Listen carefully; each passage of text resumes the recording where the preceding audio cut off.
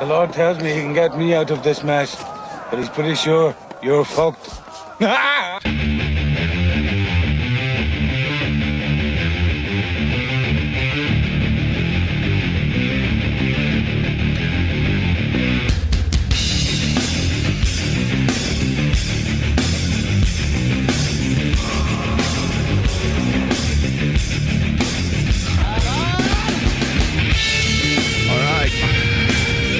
Session.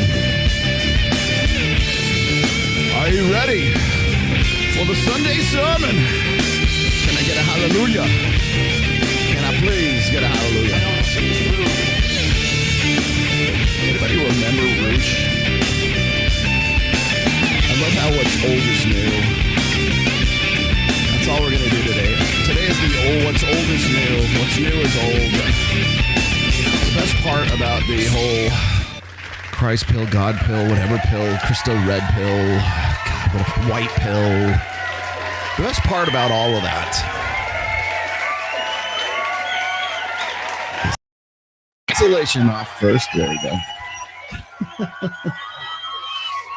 It's ready for your Christian Rocks Festival today. I actually did play for a faith-based rock band at one point, but it was nothing like this.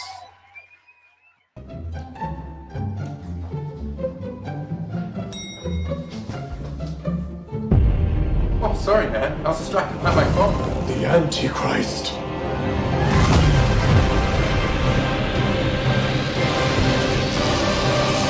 What are you...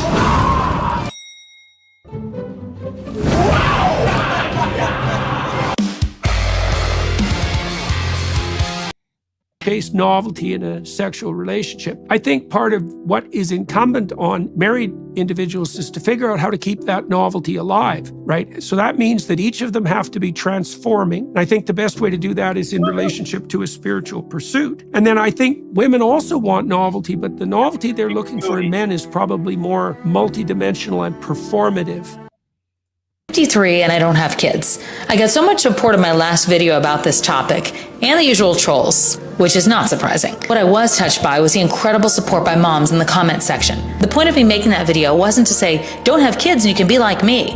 My point was that everyone's decision is their own. Women often feel this extra pressure to fit an invisible timeline from society. You have to date, then get engaged, and get married, then have kids. And if you only have one, when are you giving them a sibling?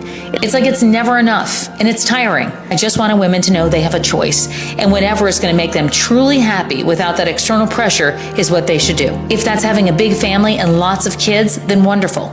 If it's deciding not to, then great. And if they can't have kids, they shouldn't have to answer to anyone. We're all worthy of making that decision for ourselves, and we're all on our own path. I feel like I'm taking crazy pills! Without government suppression of sexuality, let's say, what we're seeing is a wide-scale abandonment of sexuality, such that, this is particularly true in Japan and South Korea, I think it's 30% now of young people in Japan and Korea under the ages of 30 are virgins.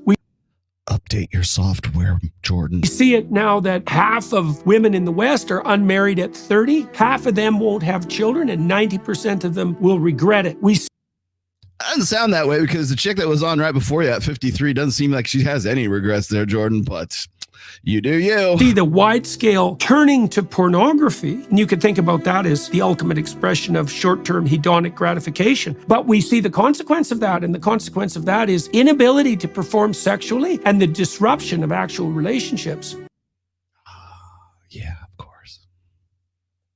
Oh, I find the whole movement of being a feminist and whole like girl power and girls girl and I'm a girl's girl, it's so fake.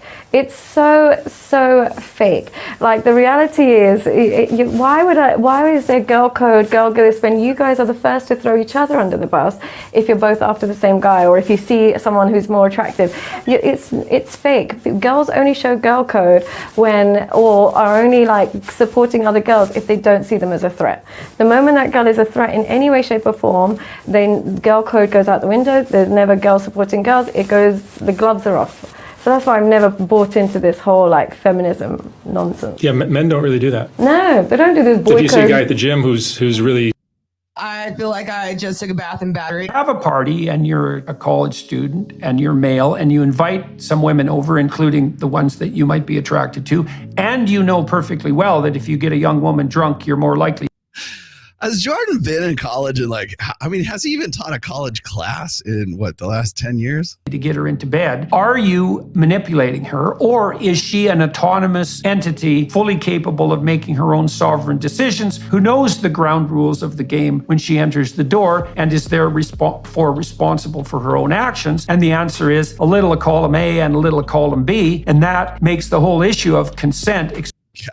Unfortunately, the little of column B lands a man in jail for the rest of his fucking life. Extraordinarily complex. I know what it is. My number one thing. Somebody asked, do you guys know why you're single? And I'll speak for myself. I know exactly why I'm single, because I've never dated a guy that God would have approved for me. Not to say, let me clarify and say that I've actually only dated great men. I have a great picker. I've only dated really wonderful guys, good people to their core, obviously not perfect and clearly not from me, because we would be together if that was the case, but like good people, but never somebody who's further along in their faith than I am. Yeah. And I know without a shadow of a doubt that the person God has for me is like so far along in their faith than I am. And I have such a desire, like a yearning to be led spiritually. I just want to sit and look up at a man talking to me about theology. And I'll be so happy. You know what I mean? And so there's always been, unfortunately, not in like an insulting way, but there's a level of respect that I'll have for the person that I'm with when that's the case. And I've never experienced that. He's not a Christian! Man will also tell a woman, oh, you look great and everything, honey. And what he means by that is, he could mean a bit like, I think you're sexy, so what difference does it make? But it could also mean, well, I don't really want to pay any attention to your damn clothes, and so I wish you'd shut up, and if I give you a compliment, maybe you won't ask me to think anymore. Right, and that's not helpful, because actually how your partner dresses, like, it's not the most important thing in life by any stretch of the imagination, but it's not nothing. And it also can be fun. Back in. Put me in, coach. There we go. Oh, came in sideways. Sorry, my bad. Oh, boy. How are we doing today, peoples? We have to start off. Guilty. Yes, we're going to get into religious topics today. This is like not something I am particularly desiring to do, but apparently we need a remedial Red Pill 101 course for our brothers in Christ this fine Sunday morning, which, by the way, I have to tell you guys right from the rip here, if I, for whatever reason, drop out today, it's because the power went off, because right now we're having like one of the heaviest snowstorms in the Sierras we've had in a while. So full disclosure, it's like we're probably going to end up with about 2 feet of snow by the end of this one. So just to clear the air. But before we do, thank you, just some guy. Yo, Rolo, thanks for fighting the good fight. I was a train wreck after my last marriage. Now I feel like $1 million, and I'm in charge of my life. Say my name. That's You're goddamn right. I have an easy question for you. Okay, there are no easy questions. There are no easy questions, and there are no small betrayals. Just saying. What's the one word for when a blue pill guy says he's a feminist so he can get a girl to fuck him? Oh, that's he's a cuttlefish. Cuttlefish. Cuttlefish. Cuttlefish. Well, you gave me, and for $200, I feel like I should explain why we call them cuttlefish. This, by the way, is not Jordan Peterson. This is not Rollo Tomasi. This is Gad Saad who brought this up. Or maybe it was Gad Saad. And I want to also say I think he was reading it from The Ape That Understood the Universe by Steve Stewart Williams. Cuttlefish have this curious habit, male cuttlefish have this curious habit of integrating themselves amongst the population of female cuttlefish. And the way that they do that is they pretend to be female. They can literally change the colors and their, I don't know, whatever their skin is and however the fuck they do it, but they can literally change their smell, their protein, whatever it is. I don't know how they do that under the sea, but they can under the sea. But the fact is that male cuttlefish, some male cuttlefish, not all male cuttlefish, some of the more alpha male cuttlefish just go in and rock it with the female cuttlefish. But apparently what happens is male cuttlefish who are not as selective or sexually selective as the other males tend to integrate themselves amongst the females. And it was what I believe it was either Gad Sod or I think it was Gad Sod who called this sneaky fucker game, meaning that you're an imposter. It's like playing Among Us. Cuttlefish play Among Us. Who's the imposter? I'm ashamed to say I know that game because I've played it often enough with Ryan Stone. Sorry, I'm not selling you out. But yeah, that's what we call male feminists right now. Interlocutors, I don't know, whatever, Among Us. So there you have it. Let's see. Keep them coming. I'm happy to answer. Today, I'm definitely going to be needing to answer questions. But before we get too far, too deep in the weeds here, let me explain to you why I'm doing today's video, why I'm doing today's show, okay? Last night, well, I shouldn't say last night. It was I think it was on Wednesday or Thursday. I got a call I got a text and email and a call from Myron and Fresh, Myron mainly. And Myron said, hey, we're going to be in town in Vegas on Thursday the 8th. Can we do a show? Well, the problem with that is we had been talking prior to this about doing a sort of a debate, let's just say, between myself, Chase from whatever podcast, any trad cons that wanted to step up and actually, grab their nuts and show up. And the reason why we were talking about this, and I'm just going to let you in on sort of the backdoor dealings here, is I had Brian from whatever podcast, and I like Brian, by the way, so don't think I'm like flaming Brian on this, but Brian had called me, I think it was on Sunday, last Sunday show or the Sunday before that, and he wanted to do a show where he would drag myself, Justin Waller, Mike Sartain, and Andrew Wilson onto whatever podcast, and then sit us across the table from Chase and maybe Lila Rose and I don't know who else. Like we were talking like Michael Knowles, but getting the guys from Daily Wire to commit to damn near anything is bloody impossible because they always want you to sign NDAs. And after I did the Dr. Phil show, you can kindly go fuck yourself. So if you have the balls to stand up for your own convictions and you really want to build your brand on, thumping the Bible and wagging fucking fingers, and should have no problem with me telling you to go fuck yourself when it comes to non-disclosure agreements. I will not put it this way. If you're watching this show right now and you're thinking, hey, I want to get Rolo on here, blah, blah, blah, blah, blah, fine. If you have a non-disclosure agreement that you want me to sign, don't even ask. Don't even come and call me. Don't try to get in touch with me. If you expect me to sign that, go fuck yourself. I will not make that mistake again. So saying that, sorry, today's going to be a real kind of a harsh lesson for a lot of people today. And because I think you need it. This is the tough love episode. This is it's time for you to get spanked in the woodshed episode. Sorry, Brittany Venti, whose eye. But does Brittany Venti have like a lazy eye? Because it seems like she's looking like in two directions at one time. But anyways, I had Brian call me up, literally call me up and said, hey, well, let's get this together. Let's see if we can do this. I'm like, okay, fine. And then he asked me if I could get Myron to come out on whatever podcast. I go, I'll ask, but I can tell you what the answer is right now. and sure enough, that was the answer. But then he called up Justin Waller. He called myself. He wanted to get Pearl going. I told him, I said, absolutely not. I will not. I will never be on any show with Pearl ever again in my life.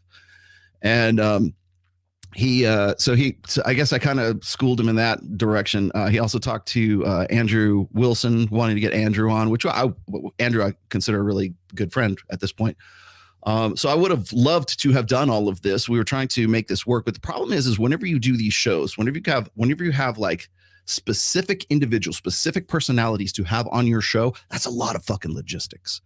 And I think that probably a lot and again, like I said, this is no flame on Brian. This is no flame on Myron, but I think what happens is when these guys want to put together these fantastic shows, they don't realize the legwork that has to go into all of this, making sure people show up and maybe they have flights, they have hotels if they don't live in the area, that they can get there. that they can do it anyways, because you're going to have to at least in some way make it worth their while. And I don't mean you have to give them a shit ton of money, but you're going to still have to be able to do the logistics for all of this. And I know, because I do logistics just about single-handedly for Access Vegas and a lot of the other stuff that I do. Okay. Not to say that Mike doesn't do logistics. He absolutely does. But like we're both of us together, let's just say we're doing, we're booking Sticky Paws. We're setting things up at Red One. We're looking into another studio called View It right now. We're looking to do larger scale things, and that is a lot of moving parts.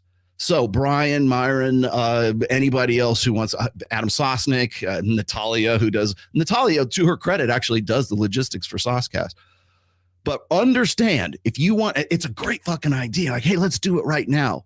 That would be awesome. But if you're asking like 4, 5, 6 individuals to show up at a certain time on a certain day for a certain show, you better have the infrastructure and the logistical team to get that, to make that shit happen. Because I'll tell you this right now, and this is exactly what I saw happening with Brian from whatever podcast is. Brilliant idea. Especially when Myron and Chase are going at each other, or I'm going at somebody, or I'm just saying, hey, look, at the very least, just say my name on something. And say, my main problem is all these guys who want to say like, oh, those red pill guys this, those red pill guys that, without naming any names, because you're a pussy if you don't name names. However, that said, great idea. Would love to do it. Let's get some people out there. Let's go. He had just had Michael Knowles out there. He got, this is Brian from whatever podcast, Michael Knowles, Pixie, Jasmine Jafar, and Mia Khalifa. Not that Mia Khalifa, Farah, Walmart Mia Khalifa. And had them on, and great show, but probably not the show he was looking for. I think the show he was looking for was me, Justin, Andrew, Mike versus Chase, Lila Rose, maybe Michael Knowles. I don't know, whoever else he could possibly get. But the problem is it's logistics. And what happens is when something is hot this week, but logistically you can't get a show together to have that great, YouTube blood sport moment. The problem is like you have to do that a week or 2 weeks out. By that time, it's done. Nobody cares anymore. It's like, why are we still hashing? That was 2 weeks ago. Hell, it couldn't be at the end of the week. You could have some sort of like conflict going on a Monday, and then by Friday, people have completely forgotten about it. So if you're going to do that, you have to have the logistical team to pull that off in the first place. And I know, because I've had to do it myself. I know Myron has to do it and everything. So it's next to impossible to do. Why am I saying this? Well, here's why I'm saying this, because Myron and Fresh said, hey, we're going to be in Vegas on Thursday. They're out here for, I think, another slap fight championship. I think Rumble is behind that. And then also the Super Bowl. The first time the Super Bowl has ever been at Allegiant Stadium in Las Vegas and it will be an absolute zoo. I am leaving on Friday. It'll be Friday afternoon, but while everybody's flying in, I am flying my happy ass out because I do not want to be in that traffic. But anyways, I have a new place in Vegas. I'm going to be doing a lot more work from Vegas. This show will probably be from Vegas at least three weeks out of the month, 3 Sundays out of the month coming up pretty soon. I am not leaving Reno, but I am going to be spending a lot more time in Las Vegas. I will be doing this show from Red One Studios, which is the Southern Command Center. Anyways, we got this together. I got Myron, I got Fresh, I got Andrew Wilson, who's coming in as well, and I've got Mike, I got myself. I don't know who else we have coming in. I'm not really sure. Anyways, we're doing a roundtable, and the topic du jour is exactly what today's topic is. And so consider today's show kind of like a primer for what we're going to do on Thursday. I didn't do this with any amount of foresight or any kind of planning, but I happened to be just to make sure that we can get there. No, Glenn, tell Michael Foster that he can go fuck himself. I blocked him. Okay. Michael Foster is a no one. And what's his name? What's Wilson? Pastor Wilson as well. It's like, if he wants to show up, fine. But I'm going to tell you right now, Myron's probably not going to want to have him on the show. So just throwing that out there. Now, if he wants to do something with Brian from whatever podcast, that might be a doable thing. But quite honestly, Michael Foster is really just trying to coattail his way into his gravy training. So, But again, if he wants to show up, that's fine. I might consider it if he shows up. But what I did was this. I have to sort of give you the timeline here. We have Thursday's show that's set up. We already scheduled for 4 p.m. Pacific time. So that was at 7 p.m. Eastern time on Thursday. I've got Myron Gaines, Fresh Walt. Got Fresh Prince CEO. I'm going to say his whole, wait, you know what? Here, this is for you. Say my name. That's for you. Fresh Prince CEO. Say it. Name it. Claim it. I've got Mike Sartain. I've got Andrew Wilson already confirmed for this. I've got myself, of course, confirmed for this. If I can get Cappy involved, I might get Aaron Clary. If Aaron Clary is not previously engaged, I'm going to see if I can get Aaron Clary for this show. But we're going to have a roundtable discussion, and the topic is going to be red pill tradcons, everything that we've been talking about up to this point. And I should also point out that the last show that Myron and Fresh did, not the Friday show, that was their call-in show. I got some choice words for that one too. But the Wednesday show that they did was pretty much the show that I want to do on Thursday, talking about tradcons, talking about the Christ pill, because now the white pill is not enough. It's got to be the Christ pill for whatever. Everybody wants to feel a little bit more fuzzy and comfortable because it's got the Jesus fish logo on it, and it's like a Sesame Street character that makes them feel nice and comfy. Okay, fine, bring it. So what happened after that is I had set this whole thing in motion, and that was the point where let's see if I can find Zuby last night. Now this is really kind of like what inspired today's show. Is I talked to, like, as you know, I'm fairly good friends with Zuby. I've done his show like a couple times. I've been on the show with him on Fresh and Fit at least twice that I can think of, and I've known Zuby even before I even started working with Fresh and Fit. So let me see if I can find the post that he put there. Oh, here it is. Okay, so this is what Zuby posted. I'm gonna, it's probably just easier if I just put this on the screen so you guys can have an idea what I'm looking at here. And is that good? Hold on a second, let me clear that out. Okay, and then this is here. Sorry, I have to jump through all these hoops to get it to show on StreamYard. There we go, much better. Okay, so this was like sort of the call to arms, the laying down of the law. The law. Let's go. There we go. That's a little better. All right, so here's what Zuby says. He says, I would love to see a proper long-form discussion between traditional religious conservatives and secular red pill men. Well, I don't know if that necessarily qualifies me because I wouldn't consider myself a secular red pill guy. However, they always talk at each other, but rarely with each other. This is a fantastic observation, Zuby, and I'm going to go into great detail about why that is here in about 10 minutes. Both have good points, but both ignore large swathes with the E. I guess he's from the UK of reality that could upset their tribe. Okay, what would those things be? Red pillars are aware of modern problems, but often promote ideas and actions that directly conflict with religious moral guidance. Who would that be? Who would that be? Say my name. Who would be saying this? Red pillars. Who the fuck are you talking about? If you don't clarify who it is that you think is saying these things, promoting ideas and actions, if you are unwilling to identify the individuals that you are referring to, you are a fucking coward. Now, I'm not calling Zuby a coward because he probably doesn't know any better in this case, but this is what I'm talking about. Tradcons often ignore the reality of Western dating marriage in 2023 and rarely address the valid concerns of millions of young men. You don't have to be red pill to understand the state of modern conventional Western masculinity at this point. Okay, next tweet. By the way, I mean a discussion around modern men and women, gender dynamics, dating, marriage, family, etc. Not a debate on whether God exists or religion itself.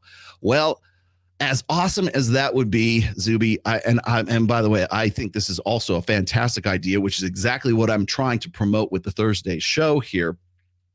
I think that will be a fantastic idea, and on paper, that sounds awesome. But the thing is once you are in that situation, once you are having that debate with somebody, and Lord knows I've done this a million times. I know Glenn Lawrence has done this too. People who sort of the guys in the Iron Disciples have done this as well. If you're sort of on that side of the ideological divide, I guess it's funny because there's some people that I know in the red pill who are very much, Christian, and they're just like, I can't talk to these people now, because what happens is once you conflict with an ego invested belief that these people have, that's when people start that's when you're going to get into the debate as to whether God exists. That's when you're going to get into that debate as to, well, which is the right religion and which is the wrong religion.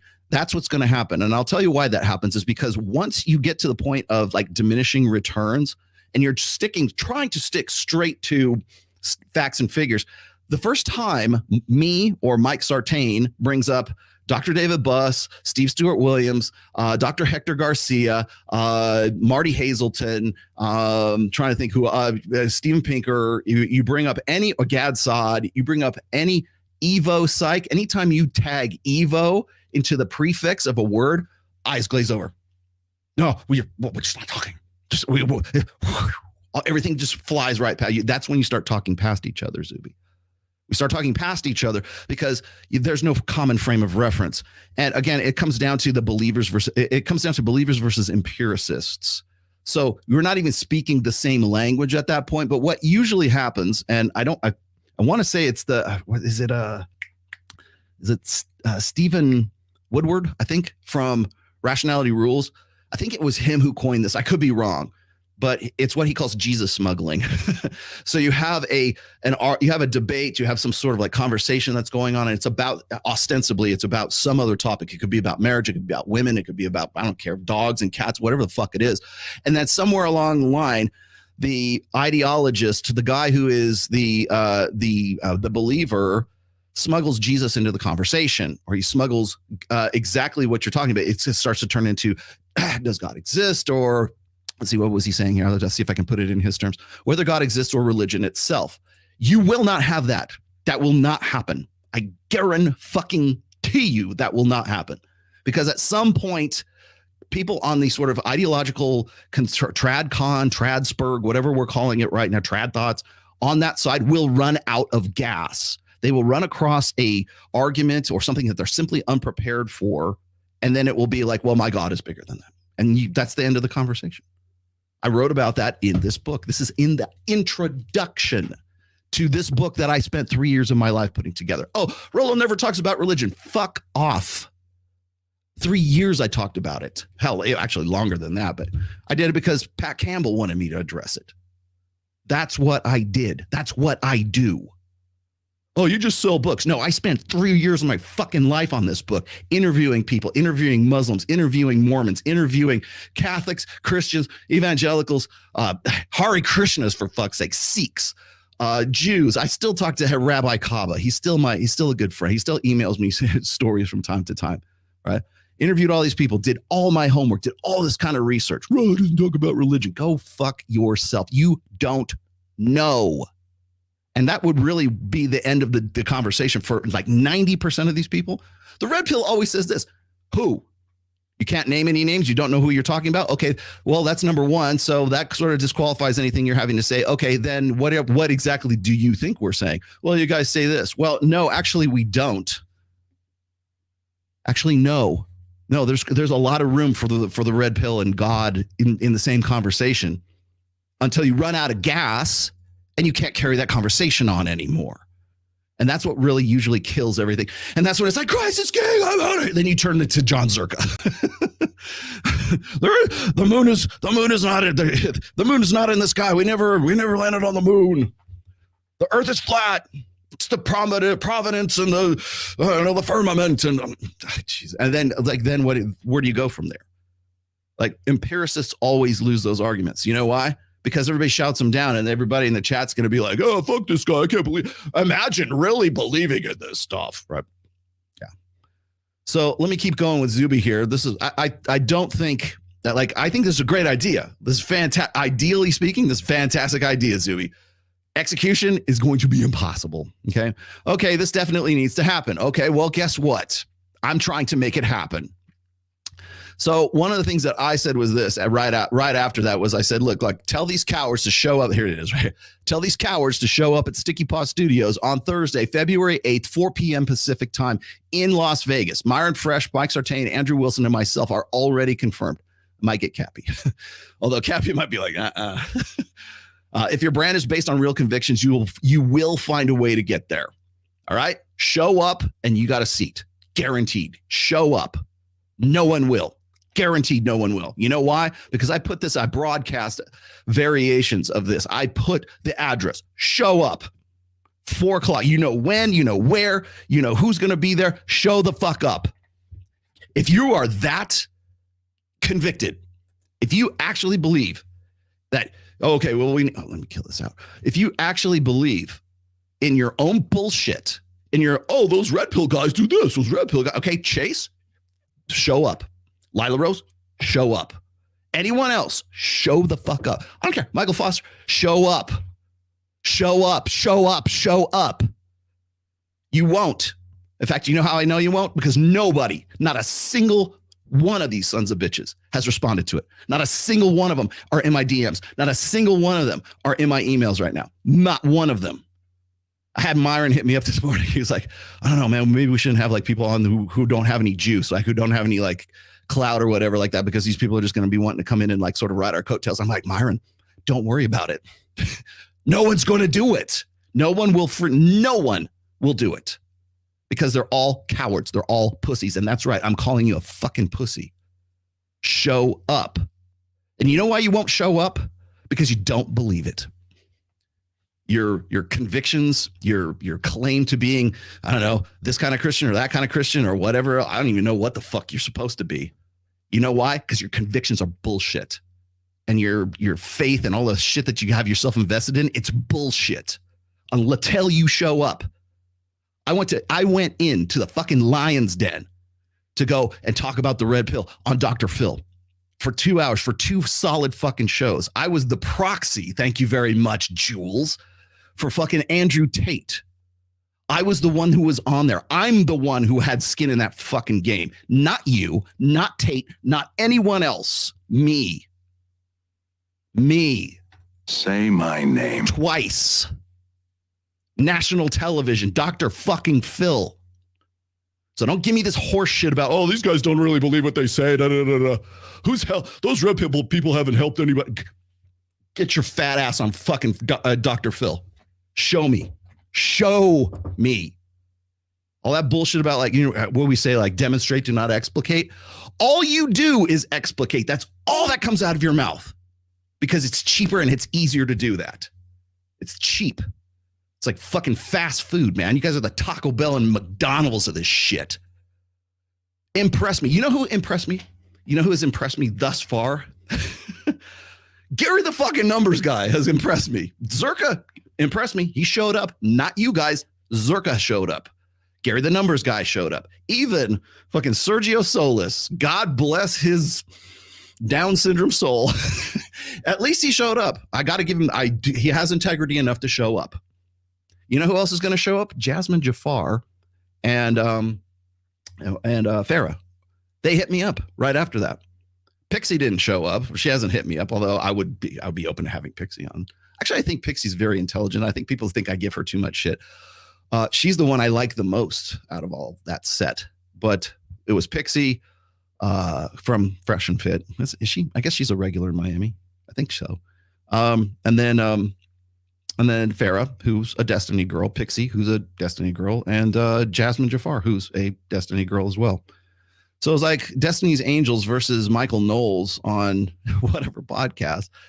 And I got to say, Mike, not for nothing, but stuffing a cigar in your mouth and sitting next to a sex doll doesn't really make you a good representative for Jesus Christ. I'm just being honest. Wait. Here's a good one. He chose poorly. Yeah. I think Pixie is probably the one I could probably have the most intelligent conversation with. That's why people are like, what do you mean, Pixie? Let me get going here. Let's rock. Yes. Okay. Here you go. What should I give you for that? Thank you very much. Can I be in charge for a while? Actually wasn't the one I wanted to hit. Hey, Rolo, can you do a dedicated show on the contributions of pickup artists? Oh, that's good. That's a good one. I'm going to put that in the big book of everything right now. Okay. And how many of the maxims we have today are directly? It's funny you should say that, Moreno. That's really kind of the introduction to my book on maxims right now. I think that a lot of people don't realize, especially in the manosphere, and MGTOWs and MRAs hate me when I say this, but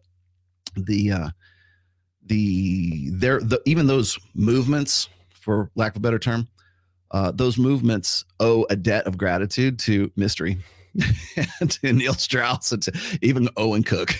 Yes. But who else? Julian Blanc. You guys owe a debt of gratitude to them because they were the forerunners, man. They were the ones who did the trailblazing way before you guys were even, twinkles in your mama's eye. Please tell Ned he's a good boy. Would you like to see Ned's update? It's kind of, God, okay. I still have it from the other show, so I think I'll put it up. All right, so here's the Ned update. Full disclosure, this is kind of gnarly. That's Ned's sewing, and by the way, that is as good as I have seen it in so long because this used to be open, and you could see tendon, and you could see the metal. They pulled the plate out on last Monday, and so in case you want to see the plates, there's the plates right there.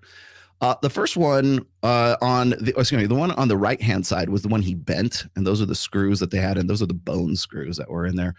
How a 74-pound Greyhound can bend that kind of metal like that thoroughly? I tried to bend it back.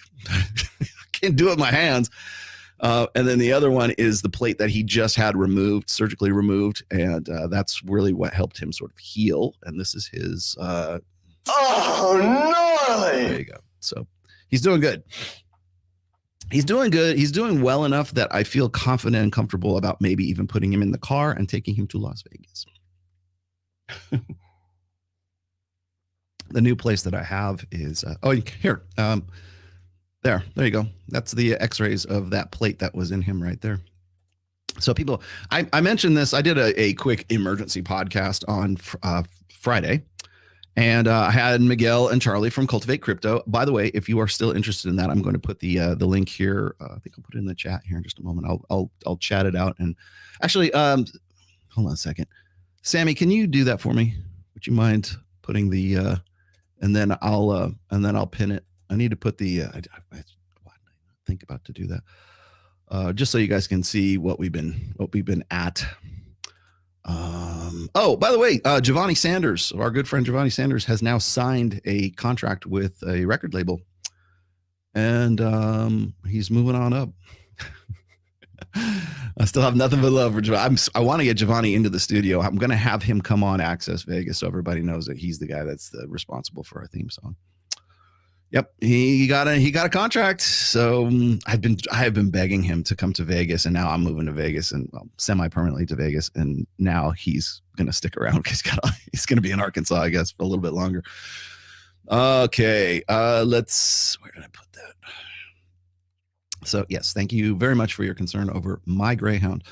Laughing my ass off. Yeah, and keep believing God has the one for you. Yes. He's going to arrive on your doorstep any moment, ladies. I've noticed girl code seems very similar to criminal code. Yeah. And let's see. Where'd it go? Rolo, I've been watching your Red Pill 101 with Pat. Have you got any links to your audio shows with Pat? Castbox doesn't work. Yeah, it doesn't, because you know why? Is because all of those old podcasts because Pat Campbell had a terrestrial radio show in Tulsa, Oklahoma. It was syndicated too, so it was all over the place. But then that radio station got bought out, and so did the recordings that he and I did for like almost 2 years. And I don't know where they are, and I don't know where the backups would be. However, I came across these things as I've been working on doing my Anchor. But in case you don't know, if you look in the description and the links there, you can find audio podcasts of this show on Anchor. And so I was looking for like audio that I could put on Anchor, just sort of as, bonus material. And I happened to come across at least 2 and possibly 4 old audio podcasts that I ended up recording because I thought I think I have the one where I went head to head with the feminist. I'm still sorting those things out. So it's a distinct possibility that I might make those available on my Patreon. So if you become a Patreon member, I'll just put those up there and you guys can have them. It seems like I would rather give them and make them exclusive for people who are really fans of that whole work. So here we go. I gave you $200 because you practically saved my life. Well, thank you. Practically. Thank you, Just Some Guy. I appreciate you. And thank you for saying that because I don't think it gets said often enough. And not I hate to even have to bring this stuff up. And thank you. This is not I hate to debase anything that you're going through, you went through. But I constantly have, on Twitter, I get this, but okay. On Twitter, I get a lot of people who say, well, the red pill's never done anything good for anybody, blah, blah, blah. It's just the equivalent of feminism. No, it fucking isn't. So I can defend that till the cows come home, and it doesn't matter because in the defending, I'm giving them what they want, which is clout and juice and oxygen. But I don't think it gets said often enough, the impact, the net good that the red pill has done over the course of the last 22 years, at least in my case. And I can show you handwritten notes from mothers who told me, hey, thank you for saving the lives of my sons. I can show you over 1,100 testimonials from 2017 where guys had a date to commit suicide and they canceled it because it came across my work. I can prove it to you. Doesn't matter. Nobody cares. There's a fart in the wind to these guys because the minute I do that, they clam up. They're gone for 2 weeks. And then 2 weeks later, they're right. Oh, the red pill's never done anything for anybody because that's what gets clicks on. That's what gets them clout, man. That's what gets them click through. You want to know why most of these guys aren't going to show up to this? Because their bullshit brand that's based on a bullshit conviction is exactly that. It's bullshit, right? But it's a grift. And they know how the grift works. In fact, that's what piss me off. You know what pisses me off? Is if you read in this book in chapter 14, in fact, let me just see it. It's in chapter 14. And here, you know what? Masterpiece Theater with Rollo Tomasi. Today's reading selection is The Rational Male, Religion, published in 2021. Author, Rollo Tomasi. This is from The Afterword, How to Understand God. See, look, it even says it right there. Oh, that Rollo doesn't know anything. He's just showing up with big titty girls at Wet Republic Bikini Contest. What the fuck is wrong with him? Really? Oh, look, page number 376 right here. What does that say, children? What does that say there? Right there, children. Why I believe in God. Rollo believes in God. Rollo's a Christian. Rollo's actually has a faith. Well, yeah. And you know what? I go through, let's see, 1, 2, 3, 4, 5, 6, 7, 8, 9, 10, 11, 12, 13, 14 pages in chapter 14 about that. Well, how come he never talks about it on his show and he never says Christ is king? I got 3 years to do this. Go, don't be so fucking lazy. It's not that much. What do I charge for this? What do I charge for the print version of this? $15, $16. Is that going to set you back? Christ is King guy. Is that going to set you back that much? Go. Don't be a lazy fuck. Hell, go get the Audible. You don't even have to read it. It's on Audible. Trey read it. It was really good. Thank you. Sorry, Sam. I'm going to bring you in on the next one. Yeah. Thank you. I don't think it gets said enough. I don't get it. I don't think it gets said enough that there's a lot more depth to the red pill than these fucking idiots want you to believe. It's not. The red pill doesn't begin and end with Pearl Davis, Andrew Tate. Let's to Destiny, fucking whoever. It doesn't begin and end with them. Been doing this for 22 years. It's been around for 22. Yes. I started about 2002, 2004. Somewhere around there in Sociosexual. At least that's when I'm kind of mark things. I can show you the first time I used the term red pill from a post I put up on Sociosexual in December of 2004. That's when, at least according to Sociosexual, my earliest instance of typing out REDPILL. You've been doing that? Yeah. Yeah. You know what these other guys were doing? Watching Jimmy Neutron and Fairly Odd Parents trying to figure out what their pee did. That's when I was writing all that stuff. Yeah, I'm old. Here's some gas money. Hello there, children. How's it going? For your snowmobile, which will be getting use finally, finally in 2024. I haven't even got okay, so the Summit is already registered. The Yamaha's not registered yet because I was like, I don't even know if I'm going to take it out this season. I was thinking about when you seen that, when I seen that storm blowing through Cali. Yeah, not just through Cali, of course, most of Nevada too. Through Cali, and snow coming out of the mountains. Also, hope Ned is doing well. Ned is doing fine. And if I have to cut today's show short, you'll know why, because I have to go out, blow the snow, do my own snow removal. This guy, I'm the only one that does that. My wife doesn't do that because she can't lift snow, like heavy ass margarita snow, like that big, like Sierra cement snow. That's what's coming down right now. I'll have to go and clear a path and clear the ramp so I can bring my 3-legged dog down into the snow so he can shit and piss and then go back and run right back in the house. It's a challenge. So if I have to leave early today, please know that I love all of you dearly, each and every one of you. Mr. Suru. Volunteering at a local church for production. I told them I wanted to speak on stage about my experience with religion at young adult night relationships tips so I don't get canceled. Oh, God. Watch your six, Suru. Watch your six. I think you should, if the spirit moves you, Suru, I think you should definitely explain in no uncertain terms the path you followed to get to where you are right now. I'm clearly watching my show, so you probably read my book, or you're probably familiar with my work. Okay, so I got that. The reason why I am hesitant, or I'm cautious, be cautious about that, is because I have experienced, or I have through other people, I guess, what in the Dalrock days, DALROCK, WordPress.dalrock.com. Dalrock is probably the single best source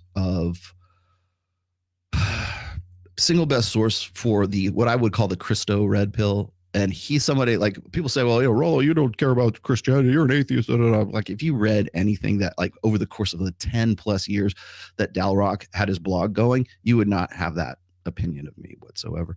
But during the course of my sort of interactions with Dalrock and the people on his blog, there were several times where we had a similar situation to yours, where like a guy would come in and say, hey, look, I'm so sick of this. I'm in this men's group in my local church, and some of them were Catholic and some of them were evangelical, so it wasn't just like, Catholics and Protestant. And most of these guys would say something to the same effect, right? They'd be like, well, I started doing this, and the ladies auxiliary and these men's wives really were uncomfortable with me, and they essentially ostracized them from the church, literally. And I can understand how you could get sort of excommunicated from the Catholic Church, because there's a process for that, but they literally excommunicated guys from like evangelical churches. Like, please go somewhere else. Like, literally. And that's when I knew that's when shit got real. That's when I knew that this stuff, that the red pill was it was going to be controversial. It was going to be something that's going to stick around for quite some time. But whenever I listen to guys like Pastor Doug Wilson, even Michael Foster, even the reason why I have a problem with Mike Foster, by the way, Glenn, is, well, fine, he can debate me all he wants, but the first thing I'm going to bring up is exactly what I'm going to say right now, is that Michael Foster is a fraud. He's been trying to essentially cut up on the red pill for as long as he has been able to, in conjunction with Doug Wilson, as far back as the Dalrock days. And if he wants to debate me personally, let him know that the first thing I'm going to bring up is everything he did with Dalrock and Warhorn and all of his good friends in that whole organization back in the middle of like 2014, 2015, 2016. You know what? A lot of people don't remember that. This guy does. Like it was fucking yesterday. So be prepared, because I will run your ass ragged on that shit. So just saying. But Suru, be very careful. I hate to say that, because the same people who you think like especially conservative ideology, I guess, for lack of a better term, are very anti-woke, and they're very anti-cancel culture, and like, oh, I can't believe we live in this cancel culture. We can't say what we want to without being worried about like Instagram kicking you off the fucking platform, right? They can't. There's a reason I'm saying that. They're very, concerned trolling about that shit. But these are the same people who will use those tactics, that cancel culture tactics, immediately. If it serves their purpose, they will use cancel culture tactics. Already have. On me, for example. They will use those tactics. And trust me, for all that bullshit about like, oh, well, we have to rise above. You're not above that. All you are is just a different flavor of fucking ice cream. Seriously. They will use conservatives and wokesies, liberals and leftists and rightists and whatever. They're all just cut from the same fucking cloth. They're the same ideological cloth. And they will use the same tools and the same methodologies that anybody else will use. If it serves their purpose, trust me. In fact, in some cases, I would say that even like the conservative right will be more apt to dox you. I've never had a feminist dox my daughter. I have never had a feminist try to throw pictures of my wife and my mother-in-law and dox my daughter's location. I have had Christian conservatives do exactly that. I have had Christian conservatives tell me I should be fed into a wood chipper. I've never had a feminist tell me that. I've never had a leftist tell me. They tell me some pretty gnarly ass shit, but I've never quite, including a GIF like, here's you, like Fargo, right? We need to give you the wood chipper. So like when I see these, ostensibly Christian, trad thoughts coming at me saying, oh, the red pill is just feminism for this, or the red pill is that, or like, that's why I said it's very important to like keep up the reposting, I guess, of like what the red pill has done for you, and how it's improved your life, how it's saved your life, how it's done good work for you. Because I hate to even make the call for that. Like, please help me out with some testimonials here, because I don't.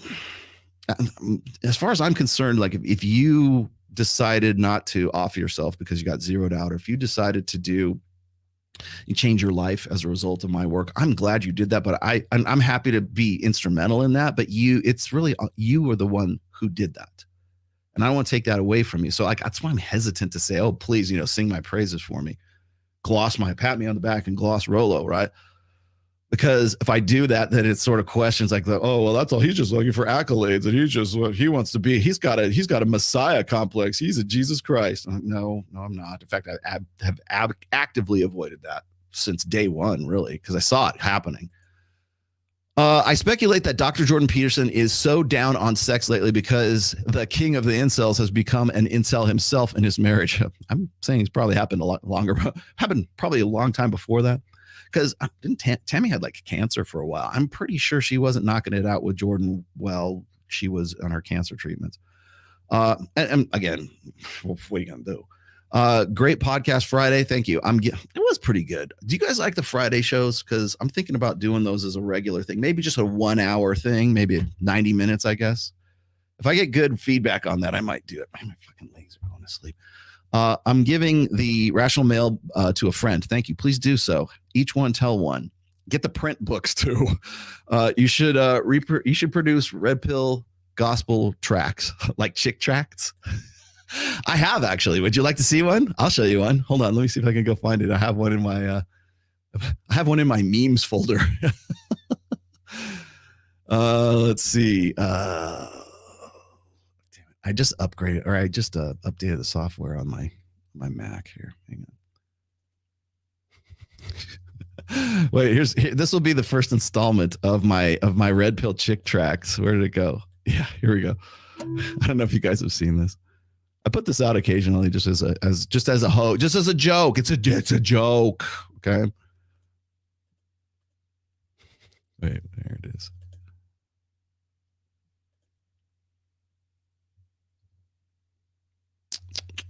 There it is. Okay, watch this. Here it is. This is my first installment of the religious tract. This is a chick tract that I re-engineered. You guys know what chick tracts are? I do. Oh, Rolo doesn't know anything about Christian culture. Christian culture. God, the fact that we even call it that like puts heebie-jeebies up my neck. This is actually a play on what was known as a chick tract. Okay, like CHICK tract, TRACT. And they used to be these little pamphlets. I talked about them in detail in this book. Chick tracts are what like really turn or burn evangelical Christians would give kids when they were like teenagers, middle schoolers to teenagers in high school and stuff during the mid 80s. And right now, I didn't know this, but they're like really super collectible because obviously they're not in print anymore. But I forget the guy's name, but his last name was Chick. That's why they called it Chick Tracts. And so it was like this style of like comic book art here. And it was always these really over the top extreme examples of what's going to happen if you play Dungeons and Dragons, right? That was one of them. There's other ones too. Like what's going to happen if you listen to heavy metal music? And God damn it, I really wish I would have kept some of these things, but they were chick tracts. And I always kept the ones, I think it was because it was my grandmother's really evangelical church. And my mom used to go there too. And so they would have these chick tracts that they would never like give you a chick tract. They would just like leave them somewhere because it looks like a comic, right? And it's about yay big and about that big. You kind of open it like that. I don't know. They're cheaply printed on like newsprint and stuff. I mean, really brilliant. I don't know if they ever sold any of those things, but I think they were pretty much free. But like, they would never say, "Here, I want you to read this chick tract." It was just they would leave it around. You were like that teenage curiosity. You'd be like, "Oh, let me have a look at that." And the reason why I'm bringing this up is because a lot of that same mentality I see coming out in sort of modern Christ cope pill people right now, which is if you don't do these. What was it? Somebody told me this. They said, any sex that you have, here's the Jordan Peterson thing. Any sex that you have that is not meant for reproduction, like having babies, is a drug addiction. I can just imagine somebody needs to do this. Do me a chick tract with that as the theme, as the point, right? Because that's pretty much what it is.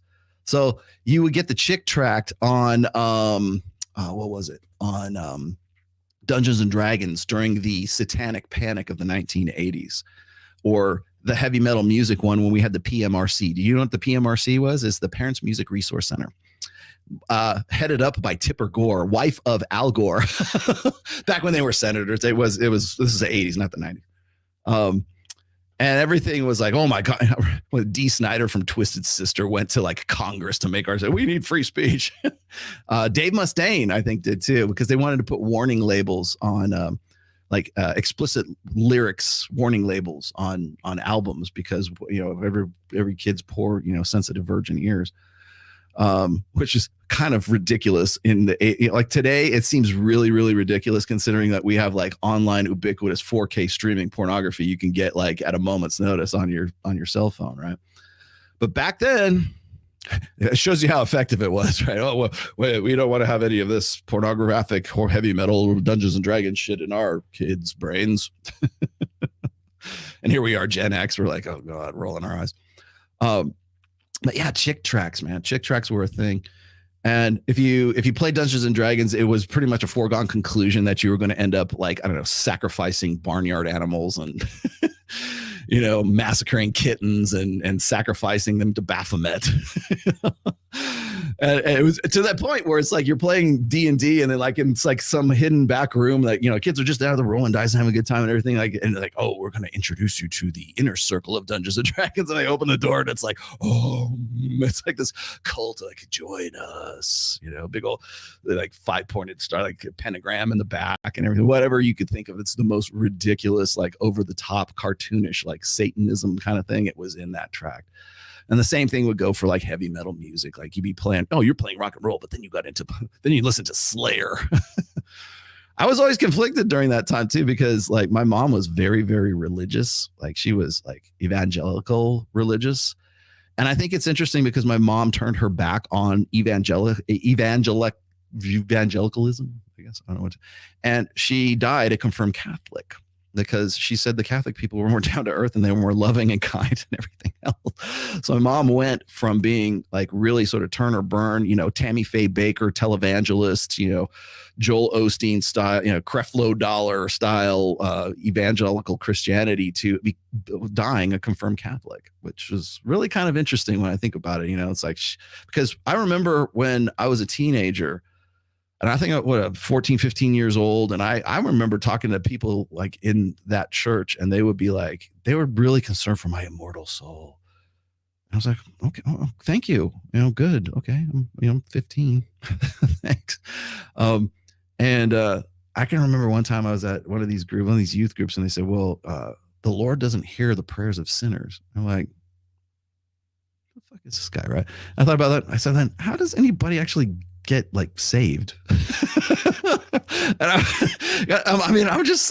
maybe it's just my rational brain or something that fit Rolo at 15, right? I'm like, how does anybody like, how do you have anybody in your church? You know, and they're like, oh, well, you know, if you're praying the Lord's Prayer and you want to be saved by Jesus, then he does hear that. I'm like, oh, make up your fucking mind. Oh God, those were the days, man. Chick tracts. Sorry, I had to throw that out there. It was just too good. You want my testimonial? Hold on. My father once said to me, I would like to read what you have read after he has seen my development past reading your book. Oh, really? He couldn't speak English. 1 year later, he passed away. Oh, man.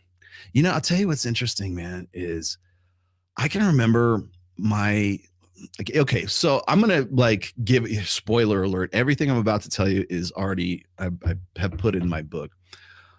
This is my fourth book too, not the fifth. The fifth book's right here. This is my fourth book. And I'm coming back to my fourth book right now because of all the bullshit that's been going on in the quote unquote manosphere or red pill space, right? So I'll tell you what's interesting to me is my father passed away from Alzheimer's dementia in 2010. And complications from it. It was like really like pneumonia, I think is what got him, but it was because here.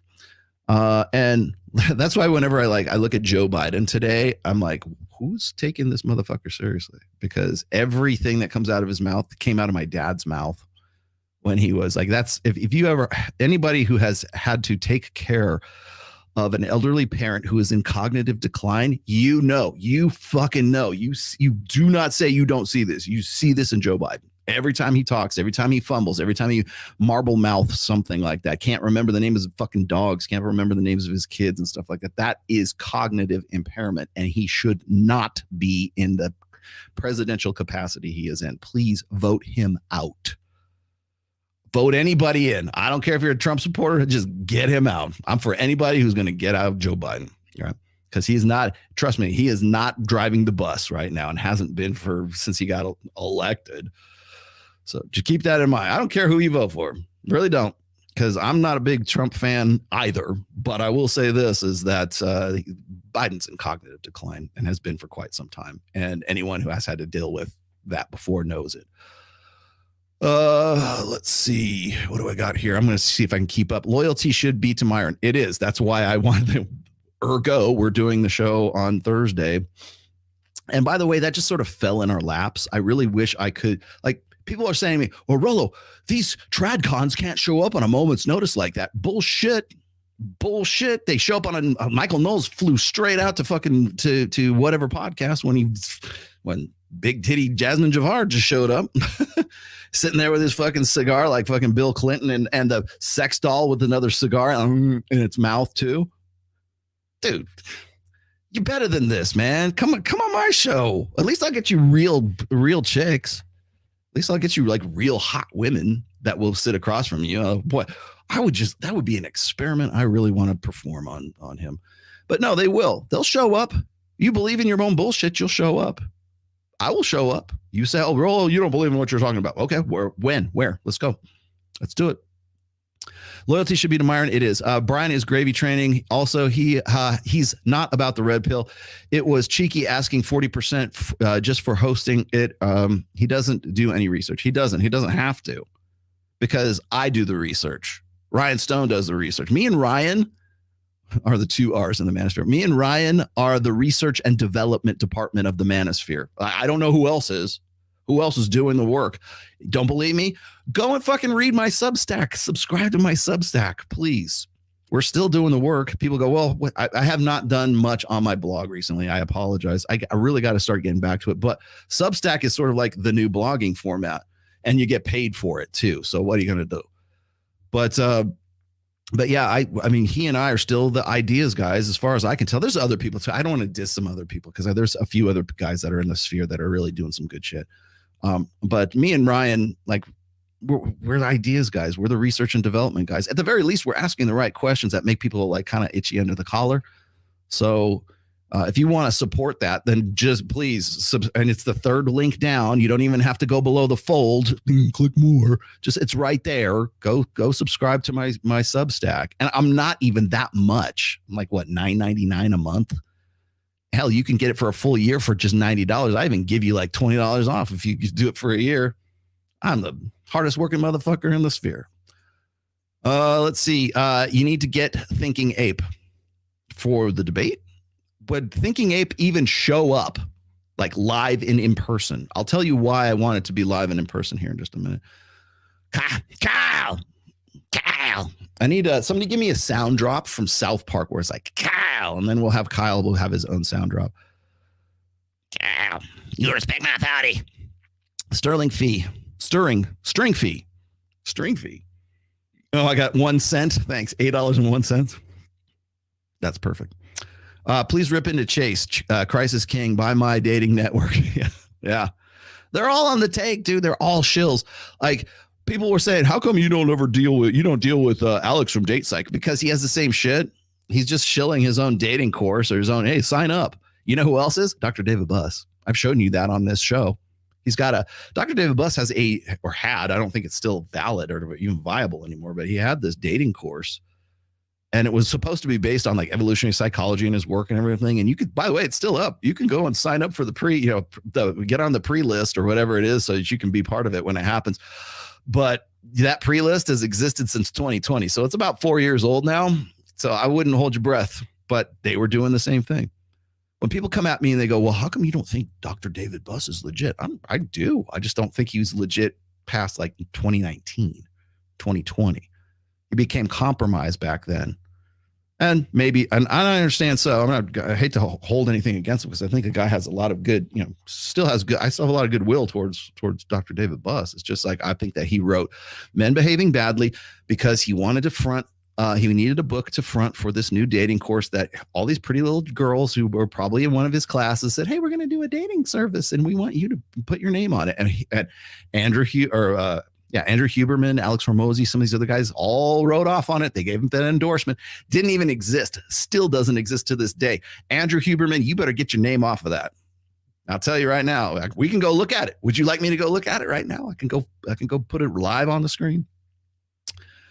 But same thing with Chase, same thing. Everybody's got a dating course, everybody. And you know what gets me is like every one of these motherfuckers that come at me, they go, you're just trying to sell books. I'm like, I'm an author. That's what I do. Used car salesmen sell cars. Authors, we sell books. That's what we do. The shoemaker makes shoes. The cobbler makes shoes. The grocer sells you groceries. What else would you like? I'm Gary Owens, KFI. Yes. Okay. Yeah, I will. I'd be happy to go dig into Chase, but he'll never show. He won't show up because he doesn't believe in his own bullshit. None of them do. Thomas V, would you agree that religion was invented by men in order to counteract female hypergamy? No, I don't. It's magical thinking. Yes, that is true. That shames women into going against their biological programming to not expect access to the alpha male.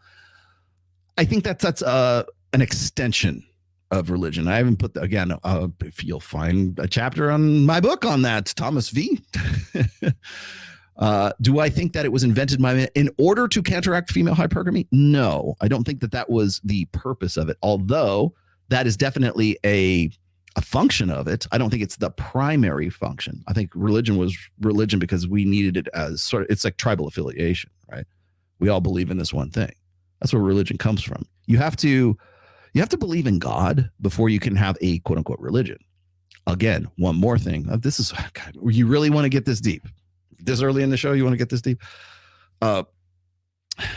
You will find this again probably in chapter 14 of my seminal work, Religion. The book is literally called Religion.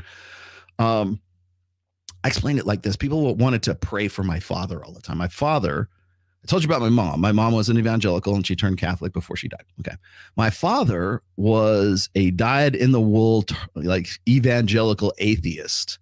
Like the guy, like Matt Dillahunty, like those guys who annoy the fuck out of you because they're basically just evangelists for atheism. Like my kind of atheist is the guy who's just like, do what you, okay, do whatever you're gonna do. Like, I don't believe in God. Okay, do whatever you're gonna do. The guy who's the real true atheist is the guy who doesn't really care enough. He's indifferent, right? What does they say? The opposite of love is not hate, it's indifference. A real dyed-in-the-wool, real true atheist is a guy who's just like, you do you, man.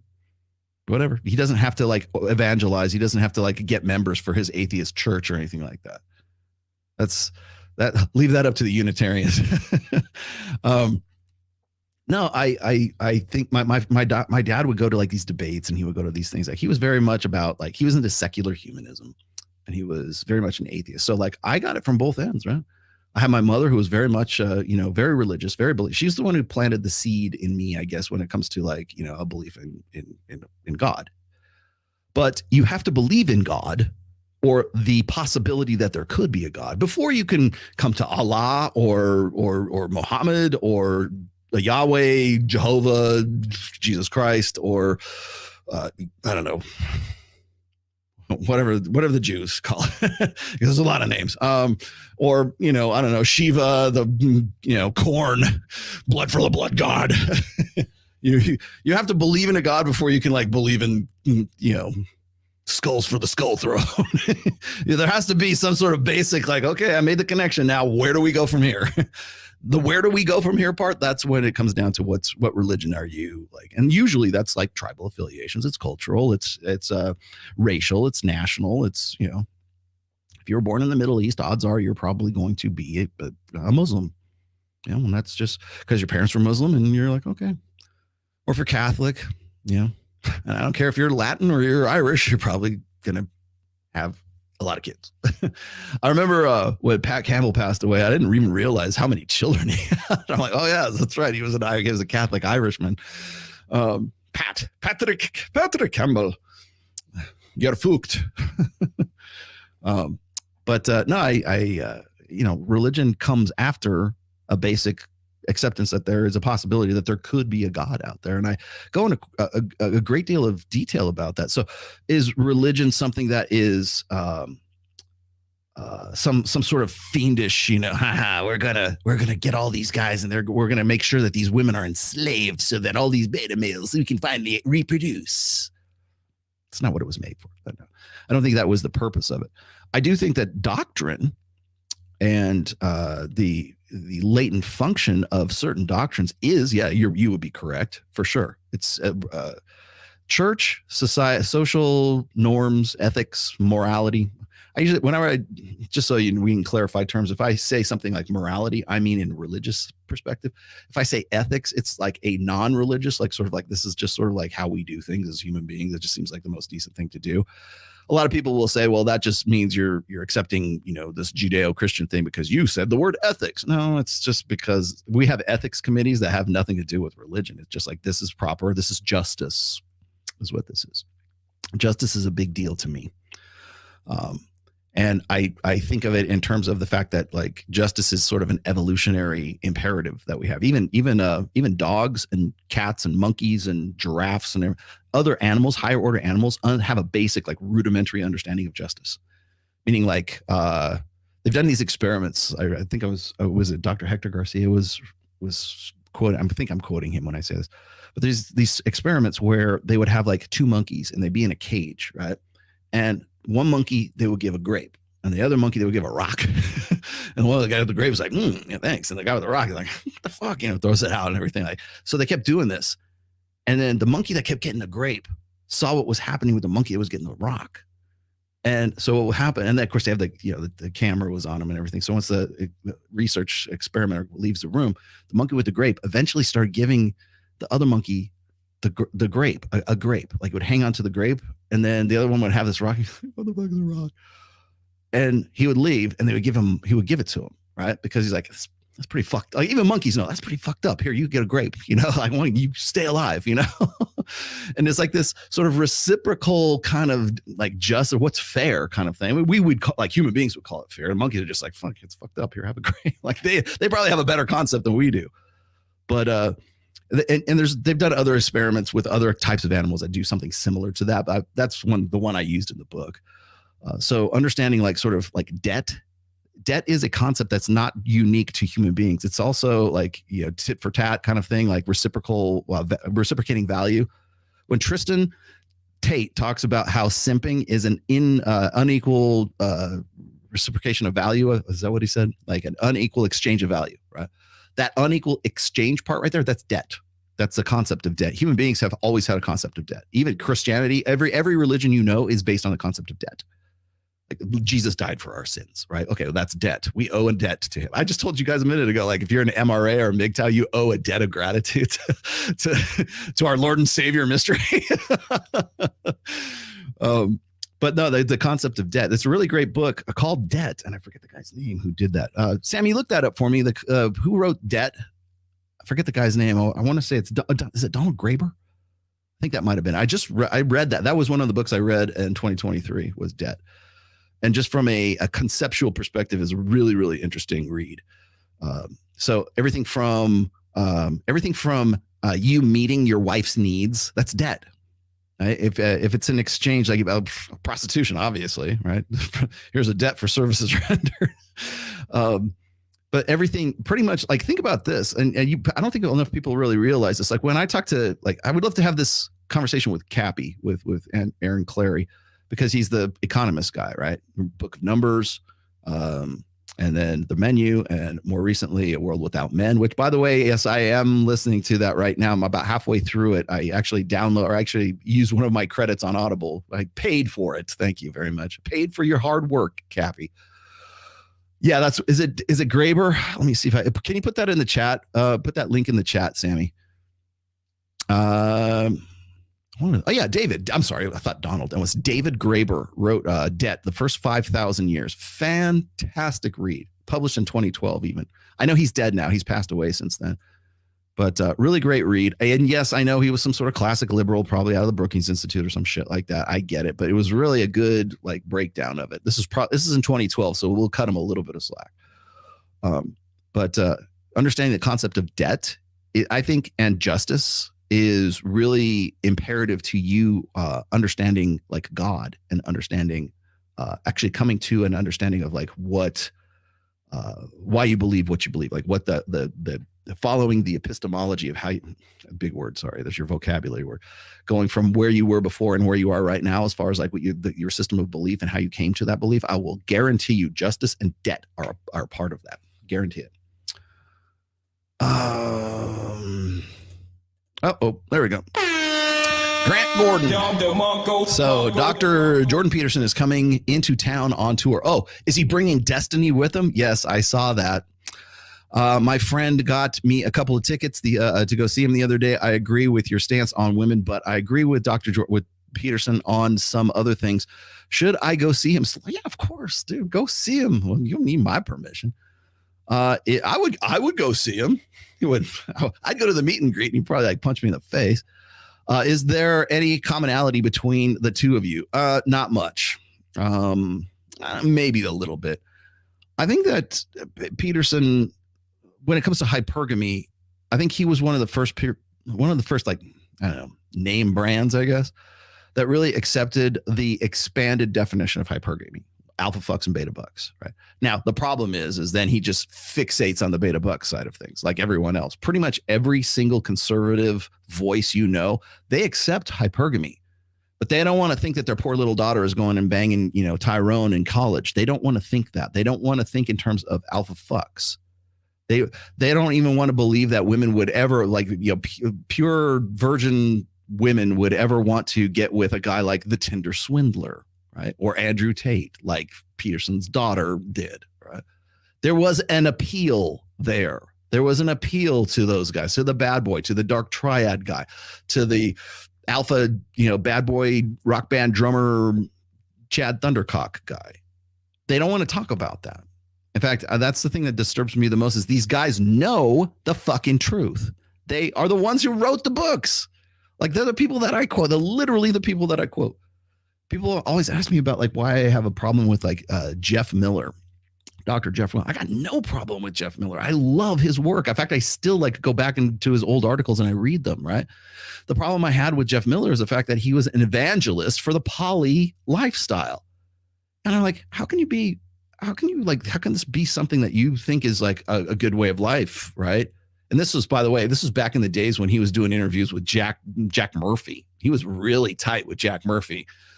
And in hindsight, maybe a little too tight, but he and Dr. Diana Fleischman, I knew Diana before I knew Jeff Miller because Diana is a behaviorist, and that's was my field in psychology, was behaviorism. And I remember like I was singing his praises for the longest time, right up until the point where he and Diana were going and making their book tour and making the rounds on podcasts, talking about how great, poly this and poly that. And I'm like, you guys essentially wrote the book on like jealousy instinct. And you basically wrote the book on, male nature and female nature. I'm like, yeah. And yet you're going to say that this is best practice. That's where I got to sort of part ways with you. And then, of course, he blocks me and thinks I'm a son of a bitch. So those guys just quote whatever information that fits their ideological narrative. No, actually, I am conflicted by a lot of shit that I have to deal with. So especially when it comes to ethics and morality, too. Rolo, God bless you. Being on dating apps now and watching in real time, girls now starting to add religious emojis. Of course they are, because the welcome to 2024, Rinsler. Yeah, expect more of that. Expect more of this. By the time we get to like July or August, I don't know, maybe we'll be at like sort of peak Christ pill. We're not there yet. Yeah, they always have to put like, what gets me is this. You see like the emoji for like the little purple box where it's like a little crosses in it. There's like a Star of David, or there's like, the crescent and star on there. And then it'll be right next to like a rainbow. So you're a Muslim and you're homosexual, right? Okay. Rolo, did you see Vivek? Oh, and Charlemagne, the God saying men should pay support for child and the mother, 100% responsibility. How absolutely ridiculous. I don't think it's ridiculous if there is a blood test, if there is a DNA blood test that genetically 100% confirms that the child is his. Then you should pay, definitely, if that's the case. Now, can women abort a child sort of unilaterally? Yes, they can. So we have to take that into the equation as well. So if you're not going to allow a man to say, this child is not mine, the DNA says that it's not mine, but you're expecting me to pay for it, then fuck off. I don't think that's going to fly as it is. But right now, we do not have a mandatory genetic testing of all children, which we could very, very easily do. I did this just yesterday. I go and I drop a bag. If you're a bodybuilder, you know what drop a bag means, okay? It means I go and I donate blood, right? Most bodybuilders do that because they want like this hemoglobin. I'm on TRT. They say, hey, you got to go to the, donate blood because it'll get your hemoglobin down, and you don't want to get your iron too high and all that stuff. So I'm like, okay. So I got in the habit. I think it's like the fourth time I've dropped a bag. And the thing that gets me is every time I do, and I go to Vivint, shout out to Vivint or Vitalent. I go to Vitalent, right? And I go there and they're lickety split, man. You just get in and get out. They have to give you the questionnaires you got to do usually. And then they've got to, check your blood pressure, and they got to make sure you're healthy, and they take your temperature, and they do all this other shit. And part of that sort of battery of tests they do before they'll even let you stick a needle in your arm is they also prick your finger so they can get like the hemoglobin count. Okay. They have this, you just prick the finger, and then they put that little, I don't know what the fuck it is. They like put it up there, and it like sucks the blood up into it. And they take that little chip that's got your blood in, and they put it in this one little machine, and it says, okay, here's what your iron count is. I'm like, how the fuck do they do that? Like, we have this kind of technology, and we'll probably have had it for quite some time, I'm sure. But if we can do that, if I can tell you, like, well, this is what your hemoglobin count is, or this is your iron count in your blood right now, and it's like instantaneous, how the fuck can we not like be able to take, oh, that kid's yours and that kid's not yours, like immediately? You know why? Because we don't want to. That's why. Rollo, I learned so much about the red pill, and now I feel like it's a personality trait. Good. You know what that means? That means you've internalized it. Prior to the red pill, I don't think I had problems with dates or interactions, but now I feel like I want to red pill everyone I see. Red pill pharmacy. I don't know if you're a guy or a girl. I can't really tell by your AV there, but here's the thing: is you're suffering. This is healthy, by I shouldn't say suffering. This is part of the process. When guys or girls, for that matter, become red pill, or they become, I hate to use red pill as like a verb, but you're unplugged. Like, you're thinking about things in a new way, and you're internalizing it to the point where you're like, oh, I can use this. This is useful. I have a utility for this right now. What happens is you want to be an evangelist for the red pill, right? You want to tell all your friends. Resist that impulse because a lot of people will really resist you, and they'll say, you're trying to be something you're not. I can't. Is this really you? Did you listen to that Rollo tomato guy? Trust me, you're going to run into a lot more resistance than you will acceptance. But your heart's in the right place, such as it is, right? I know, because every guy I have ever talked to, or like have said, hey man, you saved my life, but man, I'm trying to give your book to my brother and he says you're a misogynist. I'm like, how do I tell him? How do I get? I'm like, I will say it again just to you, because you gave me, what'd you give me, $20? Yeah. Unplugging guys from the matrix is dirty work. Somebody's got to do it. Right? Unplugging guys from the matrix is dirty work. It's thankless work. You don't get it immediately. You'll get thanked later on. But trust me, you will run into a lot of hate and a lot of resistance before you get to that thanks. So I look at it this way. Unplugging guys from the matrix is like triage. So what do you do in triage? You help the ones that you can, and you read last rites to the dying. So you're just like, okay, I can work with this guy. If there's a guy that you try to help and they're too far gone, vaya con Dios, shalom aleichem, and then you move on to the next guy. Okay. And then that's pretty much the process. I think it's the attitude that you should probably have when it comes to this stuff. So bear that in mind. And I know it's hard, especially when it's your relative or a really close personal friend. I get it. You have to be really careful about that. Tomo arigato, mister. Do you want me to sing that? I will probably, AKA Ned. Yes, he is a robot.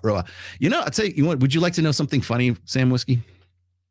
When we were looking at the x-rays, and we looked at I just showed you the gnarly ass sewing. Do you want me to show you it again? I have it on tap. Our surgeon, who, by the way, is the best in Washoe and probably the best in Nevada, she was telling us, she says, I can't believe how fast this dog has recovered from this. Right. I mean, remember, he broke it twice, because he broke it the first time when he was in the fight with the Rottweiler, and then we fucked up. And then he had the sort of twisted, he broke it, he re-broke it again. That's when we started working with the people that we work with now. And she was saying, she says, I can't believe how quick this dog is really sort of, his bones have knitted and he's really coming back together. And I go, yeah, it's because he's got Wolverine super healing. And, because he has a metal in his arm. I'm like, how can we put like adamantium claws in my dog? Jafar and Mia Khalifa have no reason to be there. Yet here we are, Sorrelita. What do you want me to do? Send him home? I'm not going to do that. Hey, Rollo, what are the outdoor activities like around Vegas and Nevada? Depends on where you're at. I currently live in North Seattle. Ooh, yeah, better than that. I enjoy camping. This is your place. In the mountains, when time allows. Washington State is starting to be crappy. I'm 30, single, no kids. Well, okay, so there's two things. There's really only two. I'm going to piss off a lot of people in other areas. There's really only two places in Nevada, Reno and Las Vegas. And by Reno, I also would include Gardnerville, Minden, Carson City, Lake Tahoe, the Nevada side of Tahoe, Truckee, I guess, although Truckee's California. Don't go to California. Stay in Nevada. No income tax, state income tax. Much better living. Quality of living will skyrocket, especially from Washington State. Things to do around here. Fuck. I mean, I snowmobile in the winter times when there's snow, and there is now. So there's snowmobiling, there's skiing, there's snowboarding. If that's the kind of stuff that you like to do, I like to go boondocking on my sleds. So that's one of the reasons I'm not abandoning Reno. And then in the summertime, I have my jet skis, my wave runners, take those out on the lake. If you like boating and that kind of stuff, semi good fishing, I think. I mean, you just got to know where to go. Let's see, Pyramid Lake has Lahontan Cutthroat. You can get Mackinac out of Lake Tahoe if that's what you like to do. I learned to fly fish in the Tahoe area. What else? Yeah, camping everywhere. If you like camping, that Tahoe area, the Sierras are definitely probably a step up from where you're at. So that's people keep saying, well, how come Rolo lives in Reno? Well, that's why, because there's so much more to do. The things that I like my toys. I am not a minimalist. Aaron Clary will break my arms for me. I have a quad. So the place I live here deep in the heart of the Nevada high desert in my nuclear bunker. We like our off-road vehicles where I live, which borders BLM, Bureau of Land Management, not that BLM, Bureau of Land Management, land, open air. It's open spaces. Anybody can use it. It's government land. Take off. We have wild Mustangs out here too. So get yourself a Razor, get yourself a quad, get yourself a motocross bike. You're good to go if that's what you like to do. There's other things too. I mean, there's fun shit to do. There's gambling and shit here too. That's Reno. Vegas is Vegas though. It is the tourist capital of the world. It is a hub. That's why we moved to Access Vegas there. Much more glitzy, much more clubs, chicks, fast cars. It's everything that Hollywood and LA should have been. That devolved into nothingness, and now everybody's coming to Vegas. Vegas is where it's at. So can you go do outdoor activities? Sure. Go join the hiking group for old men that Aaron Clary is a part of right now. He'll be happy to. You're only 30. You can go hiking in Red Rock. There's, of course, there's similar stuff there. There's no snowmobiling, obviously. But if you have a sand rail, if you like to go do that kind of stuff, there's a place in Vegas where you can drive a tank, a real live fucking tank, and you can shoot live ammunition from machine guns in Vegas. You can do anything in Vegas. So there, have I sold you? I think I have now a job waiting for me at the Las Vegas Division of Tourism. Do you need a mod for Access Vegas channel? A lot of spammers. I mod Glenn Lawrence's chat. Also, do we read Access Vegas? Do we read Access Vegas super chats? I do when I can. I'm the one that's like staying on top of that. Sam Bada helps me on my channel for Access Vegas. However, we probably unwisely simulcast to 4 separate channels. We have a Rumble channel for Access Vegas. We have my channel for Access Vegas. We have Access Vegas channel for Access Vegas. And we have Mike's channel for Access Vegas. So we're like diluting the stream across 4 different channels. I want to change that coming up probably in the spring of this year. I really want to go whole hog over onto the main. I don't know if Mike is ready to do that just yet, but once we get past the 10,000 sub mark, which we're close to, I think we're close to 6 right now. Once we get pushed past that, I think we'll probably be better to have more mods. But if you want to be a mod on the Access Vegas channel, yes. If you want to be a mod on the Rumble channel, yes. Can you mod Rumble? And then Mike, I think, has his own mods, but hit me up, email me if you want to be a mod on the main channel for Access Vegas for sure. All right, here we go. We have fallen into another age that worships greed, lust, anger, and delusion. We've always done this. The red pill takes fundamental truths of gender dynamics and uses it to sell gambling, sex, and rage baiter grifters. Well, I would let, before you have that as your opinion, your estimate of the red pill, please rewind this, like scrub back and listen to the parts and read the parts where these guys are saying, you saved my life. Read the parts where guys are saying, I live a better life as a result of being educated by the red pill, because you don't know what the red pill is. If you think that it is selling gambling, sex, and rage baiting. Race baiting or rage baiting? Rage baiting, grifters. Okay. If you think that is doing that, you don't know what the red pill is. The red pill is not a prescription. It is not a movement. It is not an ideology. It is not a belief set. It is not sermonizing. It is not a religion. It is not a cult. It is not a list of best practices. And anyone telling you it is selling. They are the grifters. You would be correct in that case. They are selling you some sort of, here's what you ought to do, selling you advice, telling you what best practice, what you ought to do with this information. Those guys, yep. And you know why they have a market? Because there's a huge amount of idiot children who want someone to hold their hands and tell them how to live. That's the problem, not the red pill. People who are using the red pill as a grift. As I said before, myself and Ryan Stone, we're the research and development department of the red pill. The red pill is a praxeology of intersexual dynamics. The easiest way I can put that. And people go, what's a praxeology? What's dynamics? He's using $10 words. If that's you, go back to fucking TikTok. Go back to Snapchat, because apparently 30 seconds is all you have attention span for. The praxeology of the red pill, of intersexual dynamics, is not a fucking bumper sticker. It is a college course. That's why we call this a pod class. Hello there, children. How's it going? Class is in fucking session every Saturday at 1 p.m. or Sunday every 1 p.m. Pacific and 4 p.m. Eastern. Class is in. You are welcome in class anytime you want. And we will be happy to educate you. Muhammad the Prophet, peace be upon his name, was a soldier, a businessman, and a husband. A lot of men can relate to that. Mm-hmm. Jesus Christ sometimes reminds me of a pacifist superhero. Yeah. Okay, so Sam, you brought up a very interesting point that I actually had in my notes, and I think maybe I'll just get to it right now.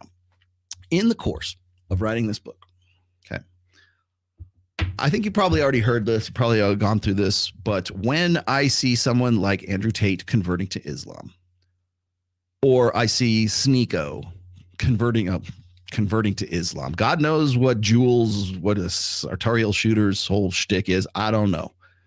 Maybe it's sincere, maybe it's not. I was really skeptical of Roosh V when he decided he wanted to convert to an Orthodox Christianity, but to his credit, he has stuck to it. So it seems to me like it's either his only choice or he was sincere from the beginning. So if I have to apologize for jumping the gun, it just seemed like another grift at the time. But it seems like here we are, 5-6 years later, and he's still doing what he's doing. Maybe making necessity a virtue. I don't know. But if I was a Muslim and I saw someone like Sneeko or someone like Andrew Tate, who, by the way, has recently been in the news talking about like how in October of 2022, I remember because I was there when this happened, converts to Islam in October of 2022. Well, at the same time, he's flying hookers or escorts, sex workers out to Dubai because he's in Dubai trying to establish residency in Dubai. Most likely because he knew something was coming down, and Dubai is a non-extradition country. It's not United Arab Emirates, Saudi Arabia, right? So I think that if I were a sincere going to, mosque Muslim, I don't care what branch you're from. Like if I was like, say, someone like Mish, or if I was somebody like Abu American, or people who I know, like the people who I've talked to in the course of interviewing people for my book who are very sincere in their faith. And I met a lot of people who are. Rabbi Kaba is an actual rabbi. I want to say he's in Brooklyn. You can't get more Jewish than that. He's a Brooklyn Jewish rabbi. Love him to death. Still get emails from him back and forth. Right? And very sincere in his faith and his belief. I would say Craig from Abu American and Mish, they're definitely, they're invested. It's sincere faith belief. And that's not to say that there aren't Christians that actually are sincere Christians, like Catholic, Protestant, whatever. I met a lot of Sikhs who I would say the same thing of as well. But if I were a Muslim and I was a follower of say Sneeko or you have to be a follower, just like sort of a casual observer of Tate or Sneeko, I think I would be pretty offended by these guys because you're using your very close, personal, sincere faith as a way to sort of brand build or to protect yourself from what you know is eventually going to be coming at you. And that to me, I think is more like taking the Lord's name in vain than anything else. And so I've made this comparison before, and so I'll make this one more time, is why is it that we have, Islamic terrorists who will go and gun down people in France, like at Charlie Hebdo, for creating a cartoon of the Prophet Muhammad, peace be upon his name. And yet they'll tolerate Sneeko flip-flopping, jumping in and out of a whatever, the pajamas or whatever and shit. Like they'll tolerate that. They'll tolerate Tate because Tate's they're more popular. They're funner to be around, right? Why is that? Okay. I'm going to give you I've got to get going here. Hang on. I got something I have to attend to really quickly. In the meantime, I'm going to put this video on that I've been meaning to show you guys for a bit. I will come back to that. I've got to go take care of something, but I did want you guys to see this. I'm doing this. Where did that go?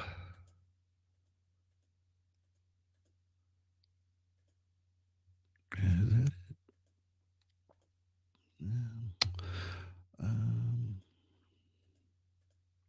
Oh, here it is. This was good. Try this.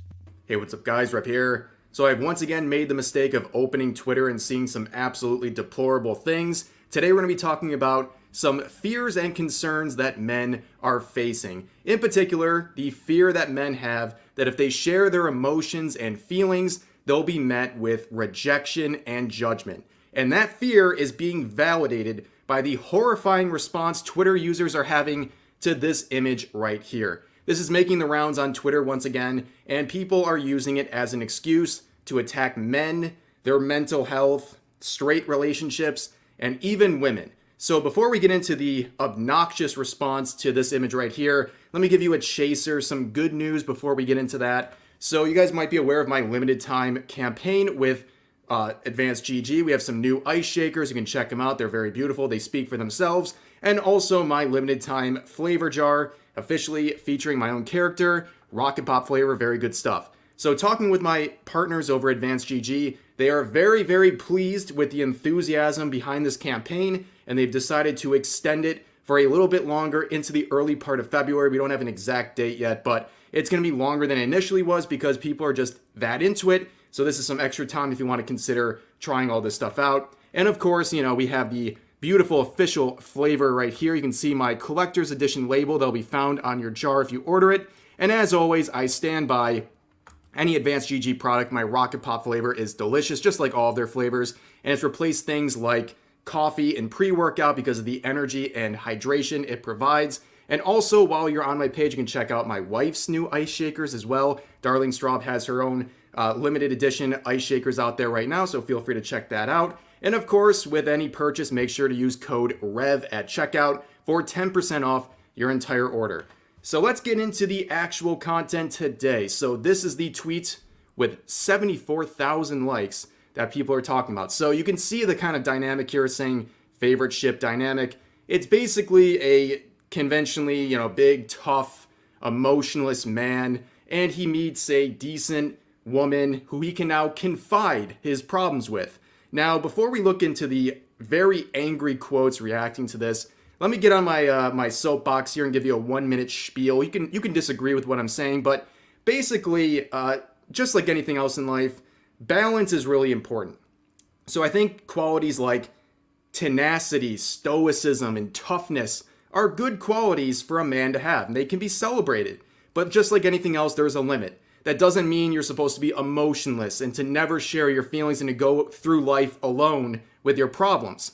It really helps when you have someone like a wife who you can confide your issues with without the fear of being judged or rejected. And that is something that I'm very, very glad to have in my own life with my wife. I'm very lucky that I can share any issues I'm going through in life with her without any sort of judgment. Now, that doesn't mean because you're sharing your emotions that like you're going to have a mental breakdown every time you stub your toe, but it's just being able to understand that you're not alone in things and you can share with your partner what you're going through. And I know a lot of people don't have that opportunity. And I also know a lot of people have their reservations about doing something like that, like opening up to a woman or their partner or whatever. And threads like this really demonstrate that. So this tweet says, why do men feel the need to go through things alone? The responses to this, well, depressing to say the least. So one user would say, seeing a woman get the ick in real time changes something in you. So in case you don't know what an ick is, it's like basically you say or do something and the person gets the ick. It disgusts them in some sort of a way. So let's see an example of an ick that caused an issue in this scenario. This user said, my first girlfriend got the ick when I cried after learning my childhood best friend had terminal cancer at 21. Do you see the problem, guys? Do you see why a lot of men are afraid to open up and get emotional about problems? Do you see the reservations? Do you see why a lot of people really resonate with the message of the tweet that we've been talking about so far in this video? Yeah, so let's see some of the responses. Of course, a bunch of freaks coming out of the woodwork to say tweets like this. Only losers like this dynamic. Yes, ladies and gentlemen, you are a loser if you like a dynamic where a man is being emotionally supported by his partner. Yeah, and they had this response to people criticizing them saying, men will be banned from Iran after the revolution. Well, good luck with that. Anyways, here's another tweet saying, I hope he catches her cheating on him with the villain. So the least projecting Twitter user right here, not really doing a good job of hiding their weird interest in cheating, but okay, that seems like a very unfair response to seeing this relationship dynamic. But here's another one saying this dynamic is pathetic, draining, and dehumanizing to women. It is pathetic that men can share their emotions and feelings with their female partner. It is pathetic, according to this user. But also we see this notion of this whole thing being dehumanizing to women. I would love to hear why this is dehumanizing to women. It kind of seems like the type of dynamic that a lot of women have pushed for men who are more emotionally available and ready to share their feelings. Isn't that something that it's always been pushed for? All right, let's kill that right there. What do you think of that?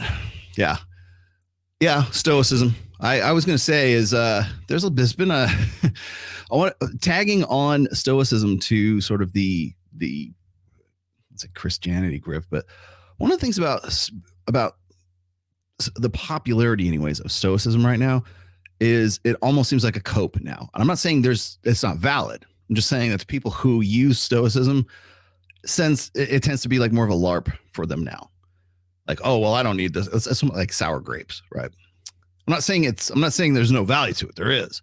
But stoicism, and I'm going to quote Rob Henderson here, is something that like you'll see crop up in times of like distress, like in war times or in times where there's like societal unrest. Because if you think that if you don't have any control over your life or the direction of like what's the course of human history, whatever, it's easier just to sort of opt out. And I hate to say it, I think one of the reasons like stoicism happens to be like very popular in MGTOW, black pill circles, just walk away, right? Is because it's that sort of like, well, you can't really do anything. The juice isn't worth the squeeze. So at least I can feel good about myself because I'm stoic. And that gets me to is like, I'm trying to get to this point here where yeah, exactly. Hard times make for stoics. It does, but it makes for stoics because it's necessity. It's like making your necessity a virtue. So I wanted to throw that out there and sort of give you guys an idea. Sorry, I had to bug out for a little bit there because I had to go take care of Ned. He's fine though. Don't worry. Just had to move him around a little bit. It's because we have so much snow right now. I mean, I'm looking at probably about 1.5 feet of snow right now outside. How does one become the Alpha Buddha? You don't become the Alpha Buddha. You just are the Alpha Buddha. But you know anything about Zen? You just be the Buddha. why do I even where did that come from? That's the idea of the alpha Buddha is the guy who is so alpha he doesn't know he's alpha. When guys come to me and they say, I'm not an alpha, I'm a sigma. No, you're not. If you're calling yourself a sigma, you are not a sigma. The act of calling yourself a sigma disqualifies you from being a sigma. That's why, because sigmas would not have, like, any guy who would be a quote unquote sigma. And by the way, that's straight out of Sociosexual Hierarchies by Vox Day. Vox Day, I've shown you the video on here before. There's alpha, beta, gamma, or alpha, beta, delta, gamma, omegas, right? And I don't like categories as much as like Vox does, but they do have some merit. There was one that was supposed to be the offset from the whole structure, the stoic, the one who was like, I'm not beholden to any system. And that was the quote unquote sigma male. If you go and you look at all of the works of Vox Day about sociosexual hierarchies, not once does he mention the sigma. Later on, he started talking about it like on user forums and stuff back in the day. And of course, what happens is all these loser kids who want to say, I'm set apart from all of that. I'm a sigma. Literally, if you call yourself a sigma, you are not a sigma. The act of calling yourself a sigma disqualifies you from being a sigma. Let's see. Facts. Neither party really gives a fuck about the common man. True. As soon as they get our votes, they never knew thee. Yeah. Well, let me also explain something else. It works a little bit differently too. Looks for danger. As soon as November 6th rolls around, all of this TradCon bullshit, all of this Nick Fuentes shit, all of this Goyim, whatever, it's the evil juice guy, all that goes away. All of it disappears. Poof. Like a fucking fart in the wind, man. Trust me. It happened in 2020. Will happen in 2016. Will happen again. Because it's just the narrative du jour. Who do we hate this year? Oh, it's Antifa. Oh, let's pull down some statues. Oh, it's Black Lives Matter. Oh, it's C-19. Oh, how can we like ramp up the unrest? And by the way, we're not even there yet. Remember, in 2020, C-19 didn't really start taking off till the second week of February. We're almost there. We're almost to the crisis. We're almost to the crisis that's going to take us from here to November 6th, the day after the election. That's keep them feed them fear and sell them security. That's what you're going to have to look forward to. And you know where it's going to come from? It's going to stem straight from this Christ pill bullshit. And as soon as November 6th rolls around, whoever wins, whoever loses, makes no difference. We all fucking lose. But trust me, all of this stuff goes away. And now all of a sudden everybody comes, hey, what about this red pill stuff? I think I want to get back into that. No, I've got the great big book of everything right here. The book of grudges. Your name is in it now. I've had a close family member and a coworker get the I don't love you no mo. Talks by wives. How do I help them understand Spurg show timeline? How do I help them? Well, first of all, I think knowing is half the battle. The other half is violence. The I don't love you no more. Remember that when I talk about the medium is the message, when a woman makes a declaration like that, like women are usually opt for covert forms of communication. And usually that's, flaking on dates, it's innuendos, it's dirty looks, it's sub communications. But when a woman opts for direct communication, like there's a qualifiable difference between a woman saying, no, thank you, please. Hey, can we just be friends? There's a qualifiable difference between that and get away from me, you jerk. Like that's overt. The other one is her saying, trying to soft say, you gotta get the hint. I like you. I don't like you like that. Can we just be friends? That when that doesn't work, get away from me, you creep. That's overt versus covert. What you just said right here, which is, what is it? I don't love you anymore. That's definitely overt. When a woman shifts from female communication to male communication, which is I don't love you anymore. Take that to the bank. Okay. That is the medium and that is the message, because she's shifting over to overt forms of communication. When women cry, they scream, they yell, they nag, they throw fits, whatever, they go into histrionics. It's because they are trying to use male overt forms of communication, so there's no uncertainty in that communication. The problem, when they get frustrated is when guys are like, "Well, you mean there's a chance? What if I did this? Can I do that? Can I?" And they're still creepy as fuck, and they still don't want to have anything to do with them. They're not getting they don't get it. That's when women lean over into that. So tell your dude, eject. The best thing you can do is eject. Be indifferent, eject. Go. You know what? The world's your oyster. Go find something else. Go do something different. Reminds me of them blaming Columbine, on Marilyn Manson. All right, here we go. Rational agents. You want to have my testimonial? Good. Okay, here you go. Please give this to that other guy that was in there. That other guy that was in here. My father once said to me, I would like to read. Okay, you already got to you already. But that was a good testimonial. Keep it up. Agamemnon. I met numerous girls in my city who moved here from across the country after a breakup. Do you have a theory why this seems to be so common? Is here Seattle? I don't know where here is. Is that, were you the guy that was saying it was Seattle? I can't remember. Anyways, why do women move to different places? Because they think that a change in latitudes is a change in attitudes. Sorry, Jimmy Buffett. Because they think that by moving somewhere that their problems aren't going to follow them somewhere else, and they do. They're just they don't deal with them and they move somewhere else. And guys can do the same thing too. Although Seattle, I've heard, is the capital of single mothers. I don't know if it still is. I know Tom Likas used to say that was the capital. Okay, here we go. Geo Watch Red Pill Manosphere got me out of depression. Did you get that? Did you catch that? Anybody catching this? The Red Pill Manosphere got me out of depression, zeroed out 2 years ago. I hope Mike Foster, Doug Wilson is not a grifter. They are. If you were to talk with them and other faith people recorded it, it would benefit us all. I would love for that. The problem is I can't trust them to do it. Even if they still stay stuck in the blue pill, and they will stay stuck in the blue pill. The reason why they will is because their ego invested in their convictions and their beliefs and their religion and everything else. So to even concede a point to me would end up being, would conflict. It'd be a confounding statement, let's just say, versus their faith.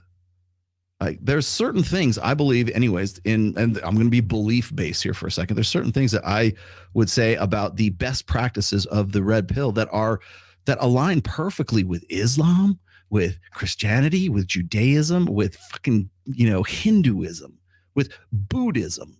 There are so many aspects of sort of red pill praxeology, understanding the nuts and the bolts, the mechanics of this. And you see this and you go, wow, women's nature is like this and men's nature is like this. That's why in the Bible, it says this. Yes, bravo. You finally made that fucking connection. Awesome. That's why I wrote religion.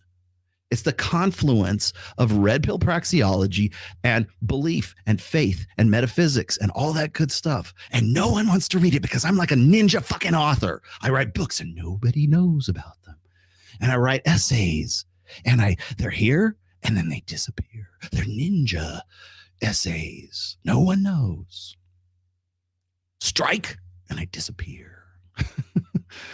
Yes, I would love for that to happen. I would absolutely love for that to happen. But here, okay, so maybe I should point this out as well, because people were saying, Rollo, why don't you just do, why does it have to be live on your studio? Blah, it has to be live. I will not do anything that is not live right now. You know why? Because the minute I go and I do your fucking panel show or your Zoom call or your StreamYard thing, the minute I do that, I already know what you're already setting me up for clips. You're not there for an actual conversation. You're there for clips. And that's why I said, if you, I promise you, as God is my witness, Scout's honor, right? You come to Sticky Paws, you get a copy of that. I will have George Carmona or Travis or whoever our producer happens to be, and I will make sure that they send you the entire thing. I'll do it. I get it from Streamlabs or is it Streamlabs? Somewhere, Stream Elements or something like that. I get a copy of the raw footage every time I do a show at Access Vegas and when I do it on StreamYard. I will give it to you, unedited, raw footage. You get to do whatever the fuck you want to with it. But you got to show up live. You got to be there and sit across the table from people and have that conversation. It's not going to be on some chat room. It's not going to be on Discord. It's not going to be on fucking Zoom. It's going to be live. You're going to be sitting right across the table and looking us dead in the eye and smelling our bad breath. That's what's going to happen. If you don't want to do that, you're a pussy. You lack conviction. You're not about it, man. All that, I believe in God, I believe. No, you don't. You don't. And you know why you wouldn't? Because you won't do that. I'm a Muslim. Am I a Muslim? It's funny. It's like everybody wanted me to be a Jew, and now you want me to be a Muslim. Why is that? Well, at least we've moved on. At least I've come up a little bit. Are you a Muslim? No, I'm not a Muslim. But I have a Quran over there that was gifted to me by Abu American when I was doing interviews and I was doing research on my 4th book. I still have it. It's not bought from freaking Barnes and Noble the day before. I should go get it. You want me to go get it? I'll go get it. Hang on.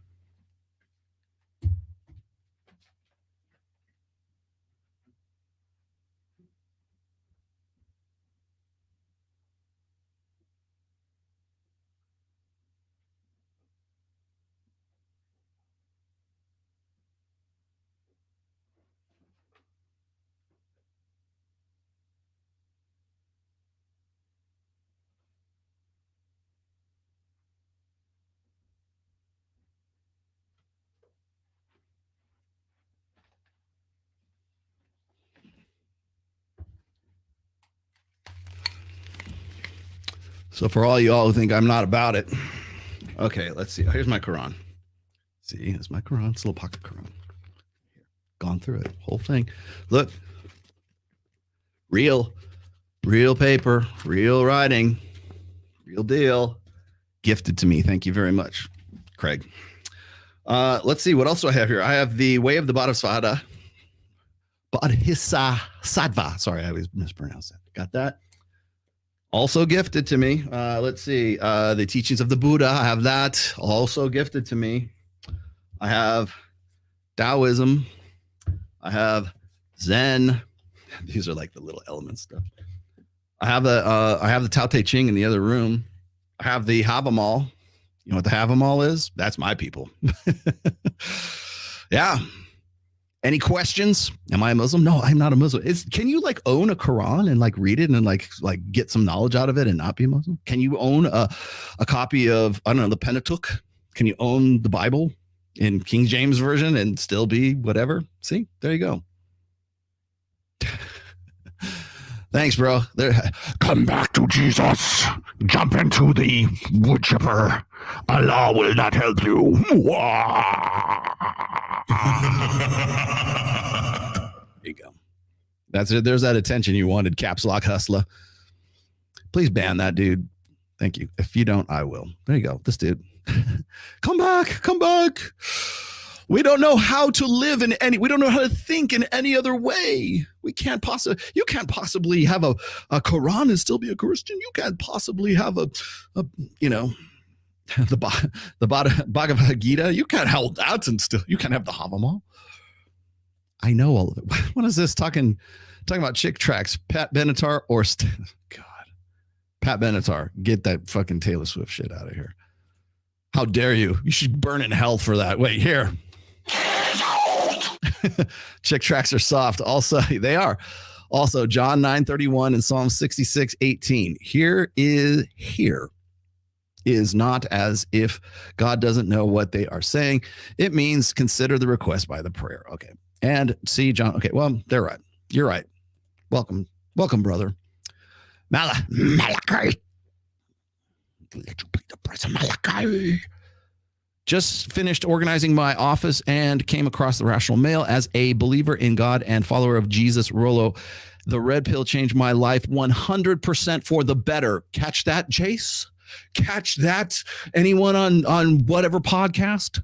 Because I know you're about to do it. Why don't you use this little clip right here? This this, Brian. Post this. You have my permission. Use this right here. Please do. Use it in your show. As a believer in God and follower of Jesus, Rolo, the red pill changed my life 100% for the better. It would be an honor to meet you one day, sir. Well, thank you, sir. It's an honor to have you on my show. In fact, you know what? There you go. You get that. And anytime, by the way, that invitation to come to Sticky Paws whenever we're doing a show is open to anybody. Did I tell you? I don't know if I tell you this. I was in the airport at Las Vegas, in the terminal in Las Vegas, and I was waiting to get through TSA. And I had a dude. Sorry, dude, I don't remember your name. Was right behind me, and I'm like I'm on my phone. I'm waiting to get move up because there's so many fucking people there. And the dude's like looking behind me, like, looking at my Twitter. I'm like, looking around, and the guy's, I'm sorry. He's like, are you Rollo Tomasi? I go, yes. And when I get recognized in an airport, I'm trapped, right? I know, and I'm never more trapped than when I'm in a line at the TSA. It turns out the guy was really cool. He was part of John MLD's group, and then he wanted to come and see me, and John said I wouldn't like see him and everything, so we took a picture and sent it off to John and said, hey, fuck you. But I told him, because he was saying, hey, I wanted to come see the show. I said, dude, anytime you want to. And this goes for anyone else. If you want to be in the green room when we're shooting Access Vegas, just hit me up on Twitter, because I don't have an Instagram yet. I got my Instagram banned about 3 days ago. And I'm working on getting it back. I'm working with a guy that Myra knows, and we're trying to do some end arounds to see if I can get my Instagram back. However, if you follow me on Instagram and you really want to DM me, go follow. Why haven't you? Go follow the Access Vegas Instagram account, because that's what I've kind of switched off to. I'm actively on there like all the time because I have no other Instagram account. Or Trial of Ascension, which is my band, but I'm more on Access Vegas. So if you want to DM me, follow the Access Vegas Instagram account. It is access_Vegas. That's where I'm at. If you want to DM me, I didn't block you. I'm not being a dick. They fucked me over. I don't have an Instagram account. Congratulations. I feel like I'm finally in the big leagues now. Somebody finally canceled Rollo Tomasi. And by the way, I'm not the only one. A lot of other people I know that aren't even in the niche got canceled too. So that's where I'm at. People kept asking me, Rollo, what happened to your Instagram? Why did you block me? How come you're not talking to me anymore? Like, people are, literally, I have people like freaking out. What did I say? What did I do? Nothing. They fucking banned me. There's nothing I could do about it. My 5 influences since 2017: Rollo, Adam Curry, Owen Benjamin, oh God, Nick Fuentes, why? And Jordan Peterson. Ironically, they all explicitly and implicitly dislike each other. I explicitly I don't know Adam Curry very well, so I can't really say for him. Owen Benjamin, I like. You know why I like Owen Benjamin? Because he plays Warhammer 40,000. He probably doesn't like me, but we would probably have a really good game of 40K and have some good conversations while we're doing it. Oh, if you want to play, you know where to find me. I'm in Vegas. Nick Fuentes is just this year's version of Spencer. And Jordan Peterson, well, you already know my situation with him, but let's see.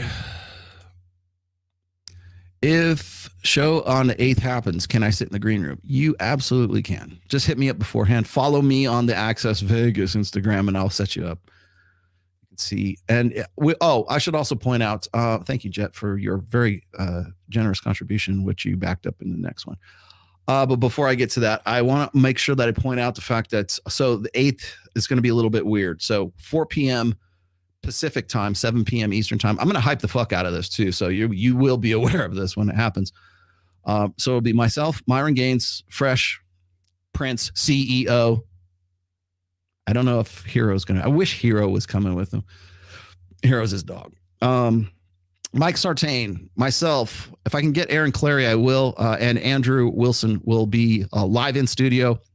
We will be having a roundtable discussion. And as I said, I put the challenge out for any TradCons who want to show up to. They are more than welcome to. But if you want to see that, and you want to be in the green room, you're more than welcome to join. That will be 4 p.m. to 6 p.m. Pacific time. After that, myself and Mike Sartain are heading over to the Sahara, the casino, the Sahara, because Babes in Toyland, the charity event that I love, but we do several of these. But Babes in Toyland is what is it, Jim Fowler's thing. Yeah. And then myself and Mike will be there. Mike will be doing the interviews. I will be going and just like rubbing elbows. If you want to meet me, it will be at the Sahara. It'll be about 8 p.m. In Las Vegas, same day. Myron will be there. Fresh will be there. I think you can't just walk in. You got to buy a ticket. I'm pretty sure there's a price to it. I don't know what it is, but we'll be there. So if you want to go to Babes in Toyland, that will be at the Sahara. It'll be and it's for charity. So if you want to come and see us there, please do. Just ask. I don't know exactly what club it'll be at the Sahara, but just ask around and you'll find it. Babes in Toyland. That'll be 8 p.m. on that same Thursday. That's why we can only go for 2 hours. So we'll be going from 4 to 6 on that show. That said, what do we got here? Can you discuss briefly how the rules of red pill hypergamy apply to women who don't appear to be 304s? Okay. Don't post on IG or aren't OnlyFans girls dress modestly, blah, blah, blah. Okay. So you found the perfect virgin bride. I don't think she's hypergamous. All women aren't hypergamous. No, they are. They just are in a different context. It just is expressed in a different context. The girl, the pure little virgin girl that you met in the Amish, Dutch country of Pennsylvania is still just as hypergamous as the club skank you met at Hakkasan in Vegas. It's just that one is able to better express that in her sexual choices than the other is. So people will tell me this all the time. Say, well, Rollo, women aren't always hypergamous. It's a social thing. No, it's not a social thing. It is an ambient thing. It's part of female nature. Women want alpha fucks and beta bucks. And what I know that sounds vulgar. So let me see if I can rephrase that. They want alpha seed and beta need. There's a want for long-term security, for provisioning, protection, and parental investment, and they want to fuck Jason Momoa. They want to fuck Justin Waller and Alan Richson, my new favorite, because all the TradCon girls love them some Jack Reacher. They want that, but they want the guy to also be responsible, good with the like someone that their mama loves to. Their mama wants to fuck Jack Reacher too, and they're happy that their daughters are making babies with Jack Reacher. Right? So the idea is this: is that you have to remember that hypergamy is not a social thing. It is not individual. It's not particular to an individual girl, but it is modified in how it can be expressed per the culture, per the upbringing of the girl. So you're saying like it doesn't post on IGs, doesn't have an OnlyFans. Okay, there's plenty of like again. You want the experiment? Go from TSA to your gate. Next time you're in Denver, you're in Miami, you're in LAX, you're in Vegas, wherever it is, any big major metropolitan airport, you will see a cross section of the American public, and you will understand just how fat they are, lazy they are, unmotivated they are, and quite honestly, how ignorant they are. I don't mean stupid. I mean like ignorant. There's a difference, and if you don't know, you should know. Are all of them on Instagram? Do they have OnlyFans accounts? No, they don't. Are they all pure as the driven snow virgins? No, they're not either. But the difference is this: is the housewife that I showed you at 53 is just that was on the video here is just as hypergamous as the club skank you meet at Zook. Omnia. It's just that they are able to express it differently than the other one is. It's a contextual thing. Man, you guys are full of questions today. I was going to get into something even different, but now I got to catch up to Jesus Christ. If Christianity was supposedly designed to oppress women, why are there more women attending church than men? Because it never was. And I'm also going to point this out too, because I mentioned this in the book. Today's episode is just going to be an advertisement for this. I'm sorry, but I spent 3 years of my life, and you're going to listen to me pontificate here, if not for another hour. It was not designed to oppress women. Women would like to explain to you how patriarchal Abrahamic religions are. And you know what? They're right. They are. They were intended to be that way. They are religions by men for men. That's why we refer to the Lord as he, not as she, not as it, as he. Where am I getting this? I'm getting this from a book called Alpha God by Dr. Hector Garcia. He is an evolutionary psychologist, and he wrote this brilliant book, Alpha God, explaining how we come to our religions, especially patriarchal religions, which are, I'm not talking about Eastern religions where it's like sort of this nebulous, nirvana, sort of use the force kind of thing.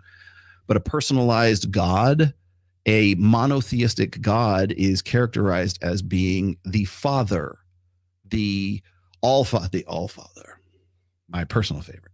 The All-Father. I will refer to the Lord as the All-Father. I love that. The Father, the patriarch, the head, the alpha male, the one who is not only has wrath and vengeance, but is also merciful and is also bountiful and is also the God that blesses you is the God that sends you to hell. It is the alpha male. And that's one of the things I get into when it comes to Christianity as well, because there are parallels from the red pill that you will find in Christianity. You also find it in Judaism and Islam as well. But I think what's interesting is like we'll have all these guys who will say, well, I'm going to convert to Islam because it seems like the most pro-male. It seems like there's more things for men in it. And it's like, that's no reason to convert to any religion. If your religion is like, well, let's see, I can pick this one, and this one, and this one, and one's as good as the next. So this one seems to be more pro-male. So I'm going to go with Islam. Like if that's your mentality, please stop, back up, and go back to square one. Your faith in whatever religion or how you want to explore what you think best practices are, once you get past the I believe in God part, and then you go, okay, what's the best for me? It shouldn't be about, well, in this religion, I get to grow my beard out, so I'm going to go and join that one. Or in this religion, I get to wear a turban.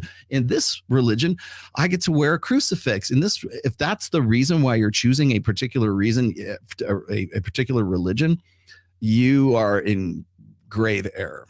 Religion should be the most personal thing. Your belief, your faith, whatever it is, should be the most personal, sincere thing to yourself than anything else. Period. Full stop. That's why I hate it when people like start proselytizing to me. Oh, I'm going to pray for you. Please don't. Please don't pray for me, because I will tell you right now, I pray for my, what do you mean I don't believe in God? I talk to him every day. Don't proselytize for me. You don't need to, really, because you wanting to do that is for you, not for me. Oh, let me witness to you. No, please keep that to yourself. It should be kept to yourself. Go do it. And when no one is looking in your closet, go pray to the Lord. That's what it says you should fucking do anyways. Why are you coming at me and making these big, I'm going to pray for Rollo's immortal soul that he'll come back to the fold. Prodigal son return. Don't do that. I'm good, man. Me and the Lord, we got an understanding. Oh, yeah? Me and the Lord, we got an understanding. It's not designed to do anything like that. But I understand why women love that, because it's a patriarch. It's a religion by men for men. That's why. Abrahamic religions are patriarchal. Here's the thing. What is a religion class? What does a religion by women for women look like? It looks like that placard you see out in front of people's signs, or the little signs, those yard signs that people put out there. In this house, we believe that love is love and no one is illegal, and trust the science, and like this litany of all these things. And essentially what it is it's a declaration of articles of faith. You want to look at this syncretic goddess movement, all-inclusive, egalitarian, all are welcome, Unitarian, Universalist, I don't know, faith gatherings, whatever, this interfaith gathering. It's the Beyonce worship sessions or whatever. Anything that's quote unquote interfaith, that's religion by women for women. What does religion by women for women look like? It looks like the modern evangelical church right now is what it looks like. But they still keep the presence of a man to be the one who's going to go out there and still deliver the sermon, because they still want to say, oh, we're so oppressed. Someday our people will be free. It's all a shtick. And then on top of that, you have to throw in the idea of keeping a church commercially viable, because churches are businesses. They are franchises. Trust me. Go to Florida on any Sunday and go into any high school gymnasium auditorium, and you will see a church service there. Guarantee it. Go drive down to Winn-Dixie or whatever, Publix or whatever in Florida, and like look in those mini malls where like people don't like, they can't rent these places. You'll find some seed church singing Hillsong United. Guarantee it. Just go check it out. They are franchises, my friends. They're selling hot dogs and hamburgers. At least that's the business model. Would you ever make a thumbnail like this for Muhammad? Muslims agree with Christians on this issue. You don't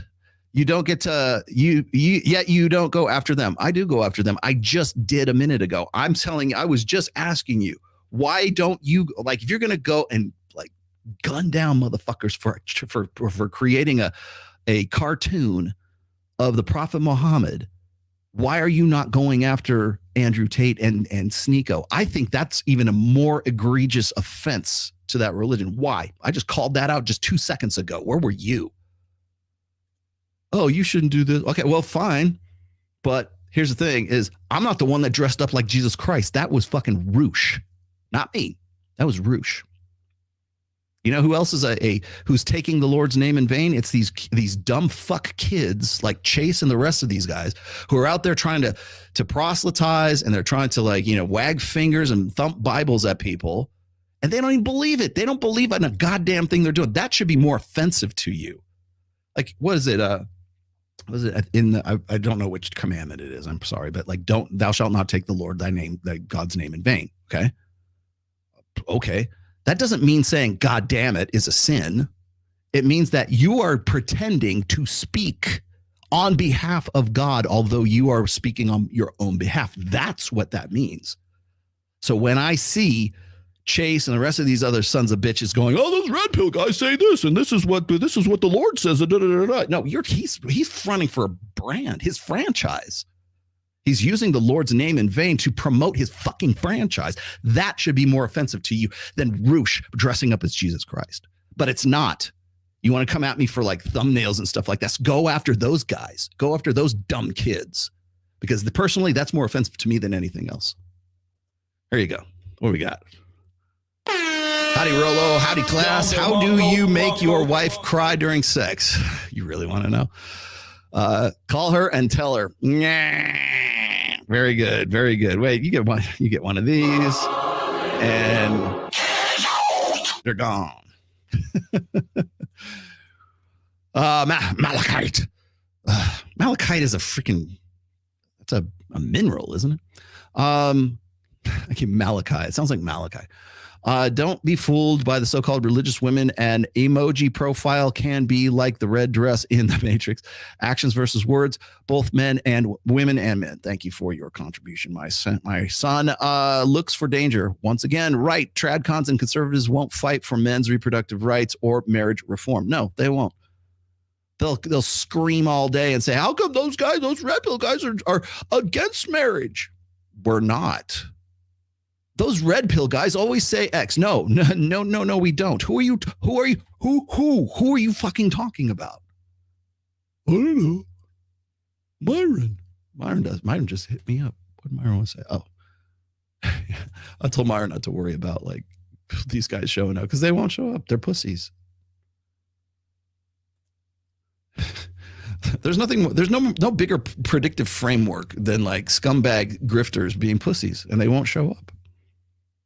That's what I kept saying. Is I don't want to call out everybody, but it's like if you're not like holding Sneeko's feet to the fire, you're not holding like Andrew Tate's feet to the fire for quote unquote for converting to Islam. He's taking the Lord's name in vain.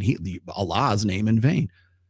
He's taking Muhammad's name in vain to promote his fucking brand. That should be where your focus is, not on thumbnails, not on make a cartoon of this. No. Like, go for the actual offense. Oh, you're representing. Yeah, well, representing it seems like it's more damaging if you're going to pretend to be, a particular religion. I don't care if it's Islam or anything else. You're going to pretend to be a particular religion so you can promote your personal brand. Yeah, I'm going to call you out. But you won't show up. So what difference does it make? I'm sorry, Yeshua. I like women. Good for you, Yeshua. And I got this. Thank you very much, Susan. For $20. I didn't get any message from you for that one, but feel free to come back. So a Buddhist who studies Christianity calls you out. Your community, MLD, Brian. Well, at least you're naming names, and you refuse to respond. To what am I refusing to respond to? A Buddhist who studies Christianity calls out you. Okay, English pronouns, please. And I mean that in the real sense. Your community, your community. Sterling part of our community still. He is. I would say I still welcome. I would have Sterling back. And you refuse to respond to what? Who's calling me out, or what are they calling me out on? Please answer my previous super chat in good faith. What super chat? I just told you. Thank you for responding. Well, you're welcome. Thank you for your $2. Cheese tax. The truth is the truth and the facts are the facts. If you want to pet the dog, you got to pay the tax. Is that what it is? Washed up thoughts come to church and get told that they still deserve love, still deserve a traditional outcome, even though they've lived very untraditionally. Forgiveness has become an entitlement. And I knew we would get to this eventually. This was in my notes as well. One of the great things, now people want to say, well, Rollo, why are you a Christian? Right. Well, first of all, my mom was a Christian. So I've got that as my basis. As I said, my mom kind of planted the seed of like belief and faith in me, which is, I think, a good thing. My father, on the other hand, was like very much a secular humanist atheist. So my rational side comes from my dad. My more, openness to metaphysics comes from my mom. Okay. One is male and rational. The other one is female and probably emotional. I mean, really, let's be honest. But one of the things I wrote about in my fourth book, it's right here, available on Amazon, please get it. If you're going to come at me, by the way, if you're gonna show up, like, you don't have to do this, but you will probably do yourself a favor if you've read this book before you come to the studio, or before like you require demand a debate from Rollo Tomasi about religion and everything else. Before you do that, do me the solid and at least read half of that book. Because then you'll have a much better understanding. You will probably have a lot of things squared away for you, and you will be in a embarrassing position by calling me out because people go, well, Rollo says this all the time. I go, no, it's in the book, brah. It's here. Would you like me here? I'll read it to you, right? It's been available for, it's 2021, so it's been available for 3 years, right? Oh, you haven't read The Rational Male? It's been available for 10 fucking years. Why not? You're supposed to be this expert on the red pill. You're going to tell me how everything's supposed to be and what we're all about. And those red pill guys, X and X and Y and Z. Did you read this part? No. You always talk about spinning plates. Did you read the plate theory chapters? No. Oh, well, maybe you should do that before you start asking me shit. Anyways, coming back to this, forgiveness that's key, because the one religion that is based on salvation by grace is Christianity. Okay. You might be a little bit on the fence with Catholicism, but it's still basically the same thing, right? That's one of the reasons why Christianity, and to a lesser degree, Krishna, and I only throw Krishna in here because Tulsi Gabbard was a Krishna, and I had to look that up when I was writing that. I was writing this. I was like, why is Krishnaism so popular amongst Western women? And I discovered why. It's basically Christianity without the judgment for women. So when I was doing my background research, when you go and you look at, say, Islam, or you look at Judaism, or you look at a lot, hell, even like just like pantheistic, polytheistic religions are based on works. You don't get to talk to God until you like slaughter your enemies, right? Until you climb to the highest mountain, which seems logical. But you don't get to have, there's no atonement for sin and without the shedding of blood, right? There has to be some act before you can seek forgiveness, before you can, is it Yom Kippur or is it Rosh Hashanah? I can't remember which one it is, but it's like the Day of Atonement. Like there's acts you have to do. There's rituals, there's functions you have to perform. Same thing with Islam. Same thing with really kind of Catholicism, but like maybe less so. But for Christianity in itself, grace is given freely. right? Forgiveness is a core tenet of that religion. So, I mean, really, realistically, one of the points of contention between Catholicism and Protestantism is that is by faith we're saved, not by grace we're saved, rather than by your acts. And I think that really rubbed a lot of people the wrong way, because that concept, that core concept, again, it's debt. Remember what we said about debt?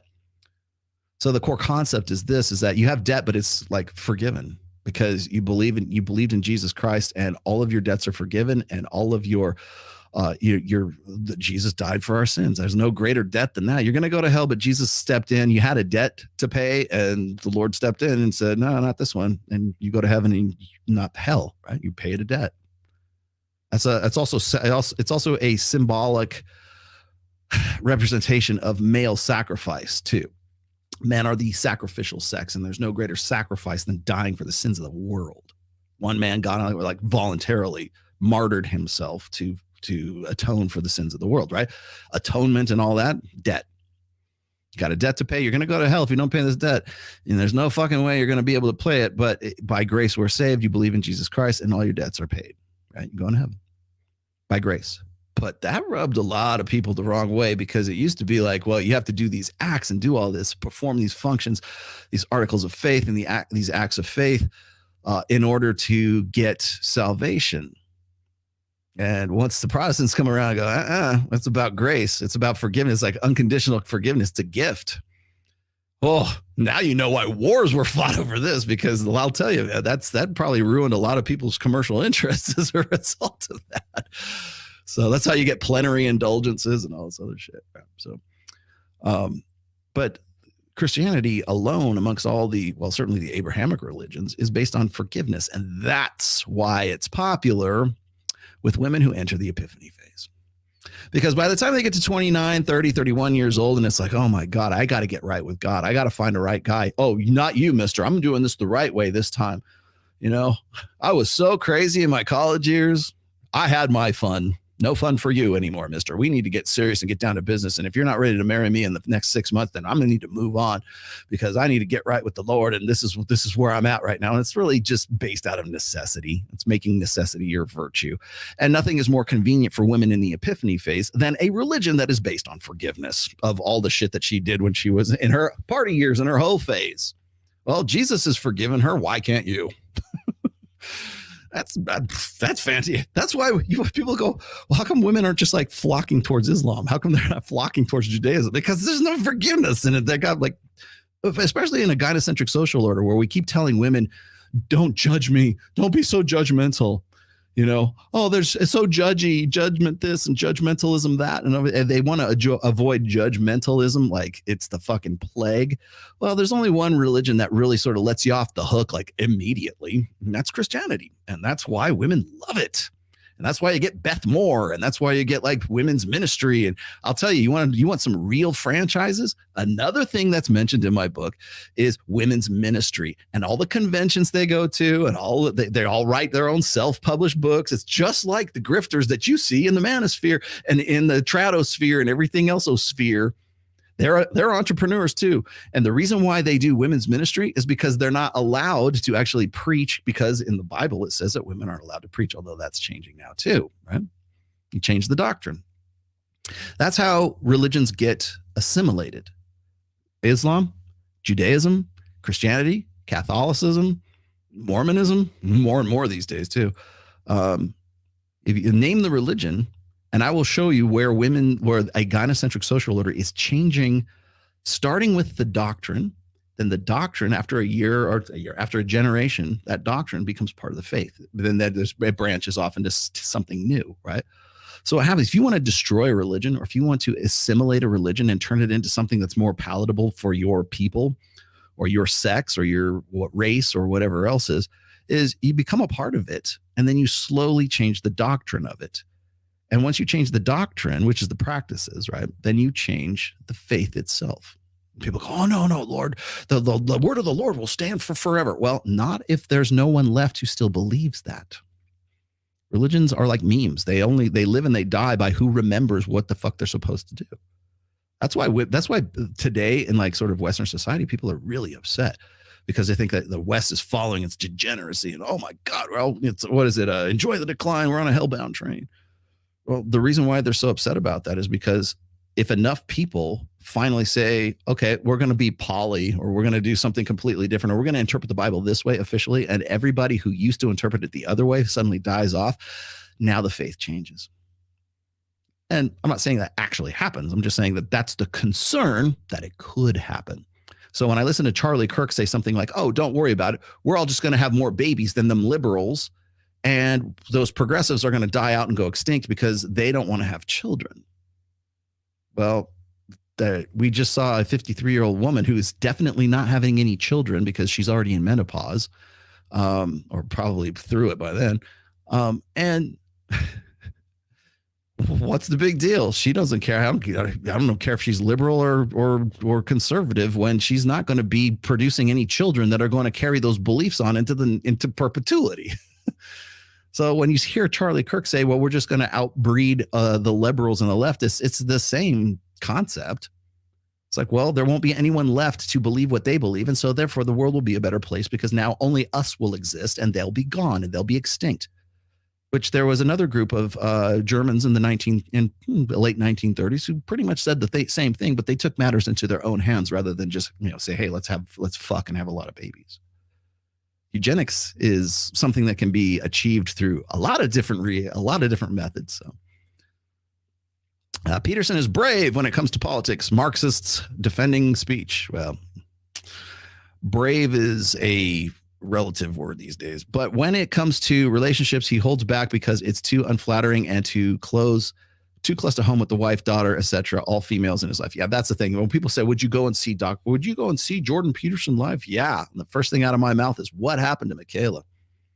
What happened to the woman who you said, or what happened to, like, I would go and say, do you still think that the worst thing a woman can do is still have children and still like pretend that she can be in business and still like have a, successful, I'll be a successful entrepreneur? That'd be the first thing out of my mouth because he knows where that will be directed. And you're correct. He doesn't want to offend Tammy. Not at this stage, that's for sure. It's important to not get attached to things, relationships, so when it ends, you don't miss them. Yes, it's called non-attachment. Very Buddhist of you, sir. Glenn Lawrence is greater than Michael Foster and Doug Wilson. I'm inclined to agree, Siege. Actually, I'm actually inclined to agree. Nobody wants me on this debate, especially Chase or Tim Gordon. Those two both know how I would crush them. That's why Tim's DMing me. I should be on the other side. No, because I know you too well, Glenn. And here's the thing, Glenn, you would not be a good candidate for this debate. Not saying that you wouldn't be good in other debates.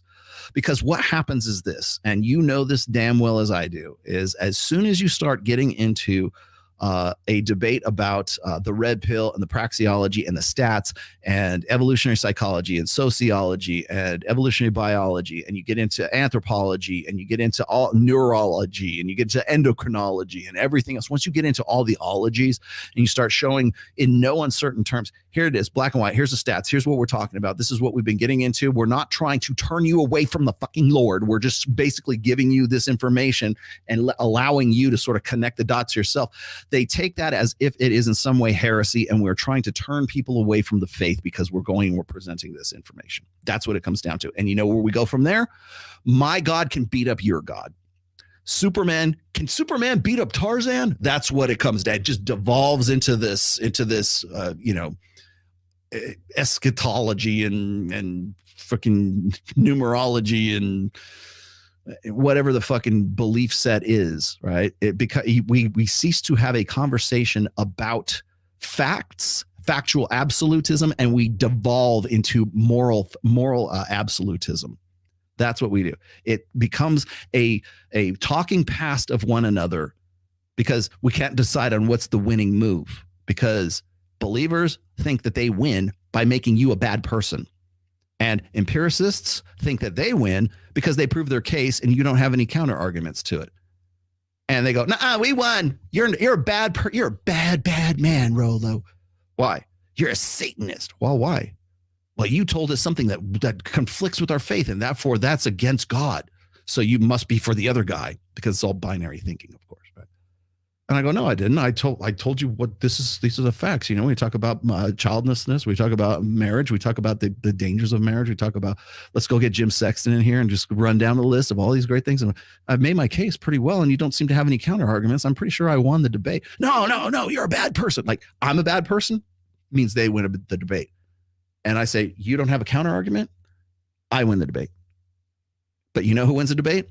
Those guys, because they have everybody in the chat going, fuck this guy, fuck Rose, a Jew, Christ is king. I will lose this debate, but not because I'm wrong. That's why. And you know damn well, Glenn, because I've seen you do it. Okay. You'll start out strong, and then when you run out of gas, it's just like, well, you know, in Proverbs 41:6, it says that a quarrelsome wife is like a dripping faucet or some shit. Like, who knows? Right? And that's your proof, and that's your case. And it's like, okay, well, we can go through the Quran as well, and it should be just as valid as your Proverbs thing, because we're just, my God could beat up your God. That's all the debate boils back down to. And I don't want to do that. And by the way, that's also why, Glenn, for the future, keep this in mind. That's why you should do it live. That's why you should be right in front of those people right then and there. Because what will happen is they'll just take those clips, and like before the show is over, all their personnel have already made 4 or 5 different clips of whatever it is that you're talking about. You'll kill the stream. You'll go on to Instagram or to Twitter, and you go, God damn it, they took me out of context, and you just turned off the stream. That's how it works, man. I'm sorry, I don't make the rules. I just abide by them. Do women like to travel to experience new sausage? New sausage, dude, really? That's pretty good. All right, new sausage. Strange D. Is this evolution's way of promoting genetic diversity? Yes. It's the swarthy other, the outsider, the tribal outsider. Do you, Bus, or Sartine have a take on this? All of us do, because it's a pretty common one.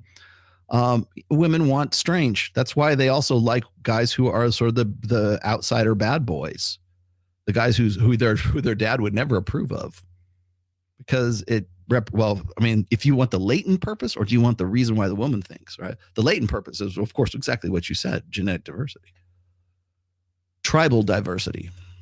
Remember, we evolved out of hunter-gatherer tribes. Them's the rules. Just wanted to say thank you for helping me pull out of the pit of despair. I love that term. After dealing with a single mother who almost made me self-delete. Okay, Chase, all you guys on whatever podcast, you're probably going to start in the next 2 minutes. Read this right here. Thank you. You know what? You get one of those. Everybody's getting hallelujahs on this show. At what age do girls begin to show the first signs of hypergamy and solipsism? As young as 5, 8. Yeah. I don't know what else to tell you. Quite honestly, here's what. Go watch. Maybe you don't want to. Go watch Moana. Go watch Little Mermaid. Go watch Frozen. Go watch any Disney movie that specifically caters to young women, and then have a notebook and mark down, or take notes while you're watching this thing. I know it's you want to be a real pro, and then mark down all the times that you see an example of what could be at least referential to hypergamy. I think you'll be surprised. It will amaze you. It'll be amazing. Rolo, thank you for what you do. I want to know, is it fine to spin plates with an OnlyFans girl? Spin plates? Yes. Marry? No. I know too, but I don't take them as girlfriend material. You, my friend, are on the proper path. Here, wait. Flawless victory. Flawless victory. The very fact that you're asking me that question means flawless victory. We are living a simulation. Garrett Gaines. Well, God damn, dude. You certainly were at the AVN not too long ago. Did you get laid? I bet you got laid several times at that. See, you're welcome, my friend. You're welcome. Because man, well, I don't get no hoes, man. I don't get no hoes. Nobody gives me hoes. Still got no love. I got 2. I got 1. I got 2 hoes. And you know who one of them is. I feel like I just took a bath in battery acid. I got one, ho. The journey is the reward. Dealing with chicks who are seemingly anti-red pill. What's the best way to demonstrate without being looked at negatively? Also, that there is no, don't worry about it. Don't worry. You know the best way? Not to worry about it. Also, they keep asking about exes. What to say? Ex-girlfriends? Say some of them I consider girlfriends and some of them I just consider. Right? The more, I hate to say ambiguous, because it's not like don't be evasive, but be cocky and funny. Have a muse mastery. You want to know how to do that? Here, wait. This book right here will teach you why those techniques work. You get to decide how you want to put them into action. This is not a how-to book. This is a why it works book. However, wait a minute. I forget which chapter this was in. Dedicated to the memory of Pat Campbell. Pat was born his birthday's coming up. March 17th, 1960 to October 20th, 2021. Rest in peace, young man. Rest in peace. My best friend in the world, who I miss every day. Where did I put that one? Tactics, game tactics. Demonstrate higher value. Learn to read. Learn to read is learning to read the woman, learning to read the context, learning to read the room, learning to read the situational awareness, command presence, amuse mastery, the mechanics of Kino, touch, okay, which Garrett Gaines is very good at, breadcrumbing, how to understand flows, shit tests, abundance mindset, learning how to AMOG if necessary, learning what a boyfriend destroyer is, the utility of beta males, using beta males to help your game. I know it sounds mercenary, but it's true. Everybody does it anyways. The Zen of game, direct game versus formal game. My favorite chapter. Peacocking, jealousy, approach anxiety. That's just a small amount. That is just a small smattering. Put that over there because I'm probably going to want it again. That's how you do it. Pick up that book. You won't have any questions then. Available on Amazon. He's shilling books. That's what I do. FNF invited the Daily Wire folks to debate red pill ideas versus track. Yeah, that's why we're doing what we're doing on Thursday. I doubt the Daily Wire will accept. Yeah, I said exactly the same thing. So next time they react to red pill content, I think you guys should go ham on go ham on calling them out. That's kind of what I'm doing now, what Myron and Fresh did on Wednesday, and what we're most likely going to do on Thursday as well. And last but not least, Rollo, I know you don't mean to, but you are making an argument for eugenics. I'm not making it for eugenics. I am saying that it exists. Okay. Dysgenics also exists. You could also, technically you could say that I'm making a case for dysgenics as well, because I'm just pointing it out. I'm just explaining the concept. And I think I'm glad you here at the end. I have to give you credit for that, because that's what I was going to get into here at the end, which is it's possible. I know it's going to bake your noodle here, but it is absolutely possible to consider concepts that you don't agree with, that you don't endorse, that just because you brought up does not necessarily mean that you're going to start a cult about them or get involved in them or do these things. Doesn't mean that. I'll tell you, who learned the hard way was Roosh. Roosh learned the hard way. You know why they called him a rape apologist? Because Roosh made the mistake of making public a thought experiment. And Roosh said this. He said, hey, you want to stop rape, or you want to lower the incidence of rape? We should make rape legal on private property.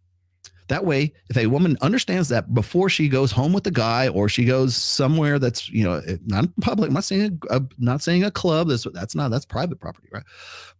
Or public property. But if you make it on private property and say, hey, look, you decided to come here, you can't cry rape. And it seemed to make a whole lot of sense. It probably would have actually lowered the incidence of rape. But you know what happened? Everyone took it out of context and they said, you're a rape apologist. They did the same thing to Jordan Peterson when Jordan Peterson talked about how monogamy will be better, and it has been better in the confines of socially enforced monogamy. You know the word that they heard wasn't monogamy, wasn't social, it was enforced. You mean you're going to force women into being monogamous with men that they don't want to be? They lost their fucking minds. All he was doing was reiterating a very widely held sociological, psychological concept, which is called socially enforced monogamy, meaning that it's the narrative that men and women ought to be together and they ought not to cheat on one another. It's based on our understanding, and it's enforced socially because we shame or we hold women in less esteem, or men for that matter, who cheat on their partners. Here's a good example, because I got this all the time. Like, people used to say, well, a man's only as faithful as his options, and it's pressing the red button, the pressing the red button concept by Justin Waller. It's like, if a guy could get away with it, like if he had the option and he had the opportunity and he knew he could get away and he could have sex with a hot piece of ass and his wife would never find out and no one would ever find out and he would just have a really good time with it, he would press that button. I have been in that situation so many times, and I will tell you, I've never pressed that button. So I know it's possible. So what happens? I'm a beta. I'm blue pill because I don't do that. Because I respect I have 27 and a half year history with my wife. I enjoy having sex with my wife. I don't have any reason to press that button. I have all kinds of opportunity. Every fucking show, every time I'm in Vegas, I have that opportunity, but I don't. So it's possible. So what happens is people go, well, you're a beta then. Oh, you wouldn't do that? That's because you're a beta. You're a chump. You're a blue pill. But then I also am faithful to my wife. I also have a child. I also am, the leading foremost author in the Red Pill and Rational Male series of books. So where do I fit in? And that's the problem, is I don't fit in. I don't know where I'm at, right? People go, what? Well, you're a Christian. What kind of Christian are you? I don't know. I know I'm not a wood chipper Christian. I don't think anyone should be fed into a wood chipper. I think that should be a doctrinal article of Christian faith, is like, you never feed anyone into a fucking wood chipper. Can we start there? Because I think that's probably where if your faith is like that, then I'm on board. Because up to now, every Christian wants to feed me into a wood chipper for some reason. I don't know why. Christ pillars also get shitty examples of red pill people like Casey Jones, who say their lifestyle is red pill. He's poly and will say his red pill is poly too. Well, everybody wants to make their particular lifestyle, their particular ideology, whatever their pet ideology is, quote unquote, red pill. Okay. I like Casey quite a bit. I think he's funny as hell. I think he uses my material a lot. I think he understands. He's read all of my books. I know that for a fact. I like him. I talk to him. Is he red pill? I would say he's red pill. But does his practice of the red pill, is that because you're not, the reason people have an issue with Andrew Tate or Casey or Justin Waller or even Myron Gaines, the reason why they have a problem with those guys is not because of the red pill. It's how they employ it, the best practices that they use. That's why I just said a minute ago. It's like, I am faithful to my wife. It's closed on her end, closed on my end. We have a traditional Christian conservative-ish relationship. I like my wife because she's a good girl, but just dirty enough to be just fun, right? Great. We get along. We are a good match. We click. I love my wife. I love it because she's like that, right? We have a good, and she understands what I do. People go, oh, Rollo goes and hangs out with all these young girls. Oh, what does his wife think? What would his daughter think? Do you think that my wife and my daughter don't know what I do? After 22 fucking years? Really? I'll wait. I love how people get moralizing out of that. And the reason they get moralizing and they get offended by that is because they want me to fit into their ideological mold, and I won't. And they want me to be a fact. They want me to abide by their moral crises. They want me to abide by their moral absolutism. And that's not how I live my life. I live my life by factual absolutism. And they don't have an answer for 90% of that unless there's something that they agree with, right? So if you're going to talk about Casey, I like Casey well enough, but I think his practice is he does what we say to do, right? And you don't have to be like Casey to be red pill. You can be, but you don't have to be, because that's not what the red pill is about. The red pill is not about prescriptions. Poly is a prescription. The way he lives his life and the way his best practices, those are the prescription. He's using the data and the equipment and the information and the education and everything else that we talk about in the praxeology of the red pill. And he takes that, he goes, you know what? I think the best way for me to use this is to have seven hot pieces of ass that I'm going to put online and I'm going to fuck till the cows come home. And you know what Mike Sartain does? He goes, you know what? That's not quite for me. I want to get one really hot woman who he has, and I want her to bring home, hot girls, and we're going to fool around with them, and that's going to work with him. That's his best practice for right now. He's not like Casey. He doesn't keep a harem of girls. Or Abu American has four wives, at least 3. And that's his best practice because he's Muslim. He can have up to 4. Casey seems to have 7, I think. Is it 7 now? What's it up to? What's the count up to right now? Or you could be like Rollo Tomasi. I would like to say I'm the godfather of the so-called godfather of the red pill, who also happens to be all for social enforced monogamy, happens to be in a 27.5-year marriage, who is closed on her and closed on Maya, who enjoys fucking his wife even after all this time, has a daughter, who is also married as well. Yes. Am I red pill? I certainly hope so. I certainly hope you're watching this because you think so. It's practices. You have to make the distinction between red pill as sort of the theory and the concept, and what do you do with that information? Oh, I want to fuck random hoes. Okay, spin plates.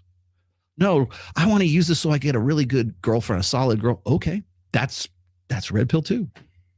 I think I'm going to go find me a nice girl from the Amish Dutch country in Pennsylvania, and we're going to live on our ranch, and she's going to milk the cows and churn butter. And okay, that's how you decided to use the information and the data that is the red pill. Awesome. I hope you please have plenty of babies. The red pill isn't a practice. I know it's hard to wrap your head around. So difficult. It's not difficult. I'm going to hell for this, but without the blue pill, Christianity doesn't get past the Immaculate Conception. I see where you're going, Rick. Actually believing a miracle occurred instead of Jesus' real father being some desert Chad that blew out Mary's back. Okay. You brought up an interesting concept, which, by the way, that did not, I didn't put it in those terms, but I do understand what you're getting at. It's kind of hard to believe in a virgin birth, particularly when you know women's nature. However, if you're going to take that on faith, then it makes all the sense in the world. If you're going to take it on just this kind of seems a little sketch, well, that might destroy your faith. So I've also heard a variation of that, Rick, which is, what is it? Well, Joseph was a single father, or he was the stepdad who stepped up, right? Like Mary was a single mother and Joseph had to step up and be a good single. They will use that they use that on Father's Day all the time. Jesus and Mary was a single mother and Joseph had to step up and really man up and be the dad he never had, like the physical dad he never had, right? And I'm just like, that is a fucked up end around, because it's sort of like the positive version of what you're talking about, because you can just as easily say, you can make a case for single moms. Like you men in the congregation need to date single mothers, man up and marry these sluts. That's more or less what they're saying. I mean, in the vulgar sense of it. The other thing is, well, you could say that, but you can also, if you're going to say that, ladies, by the way, if you're going to try to make the case that Mary was a single mom and Joseph was a real man because he stepped up and he's not the dad he's not the stepdad, he's the dad who stepped up. If you're going to say that, then you also have to take Rick Terry's concept that the possibility exists that Mary got her back blown out by someone else and they just took it on faith. It could be that too. Could. I'm not saying it is.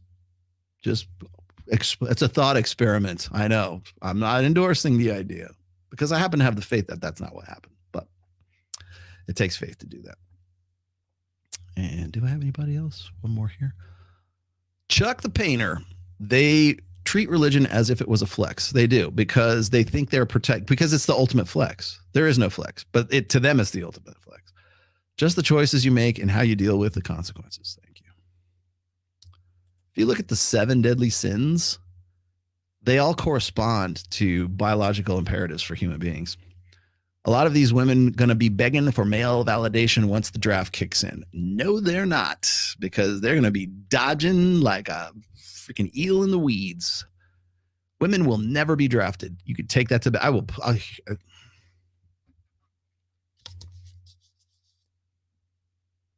Magic 8 Ball. Will women ever be drafted?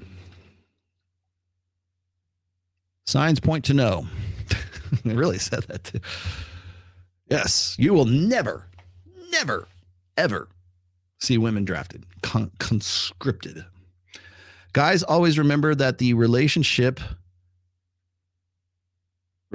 or marriage that TradCon Christians promote to save the West is egalitarian, yes, and gynocentric. Thank you for making that astute observation there, FYI, guy.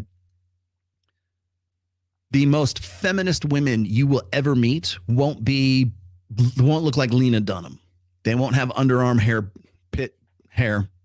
They won't have fuchsia colored eyelashes. They won't look. No. The biggest feminists you will ever meet are conservative women in the Senate, conservative women in the House, conservative women in your church. Because I'll tell you, you nail them to the wall. They all presume they should be entitled to an authority that their religion actually in no way promotes.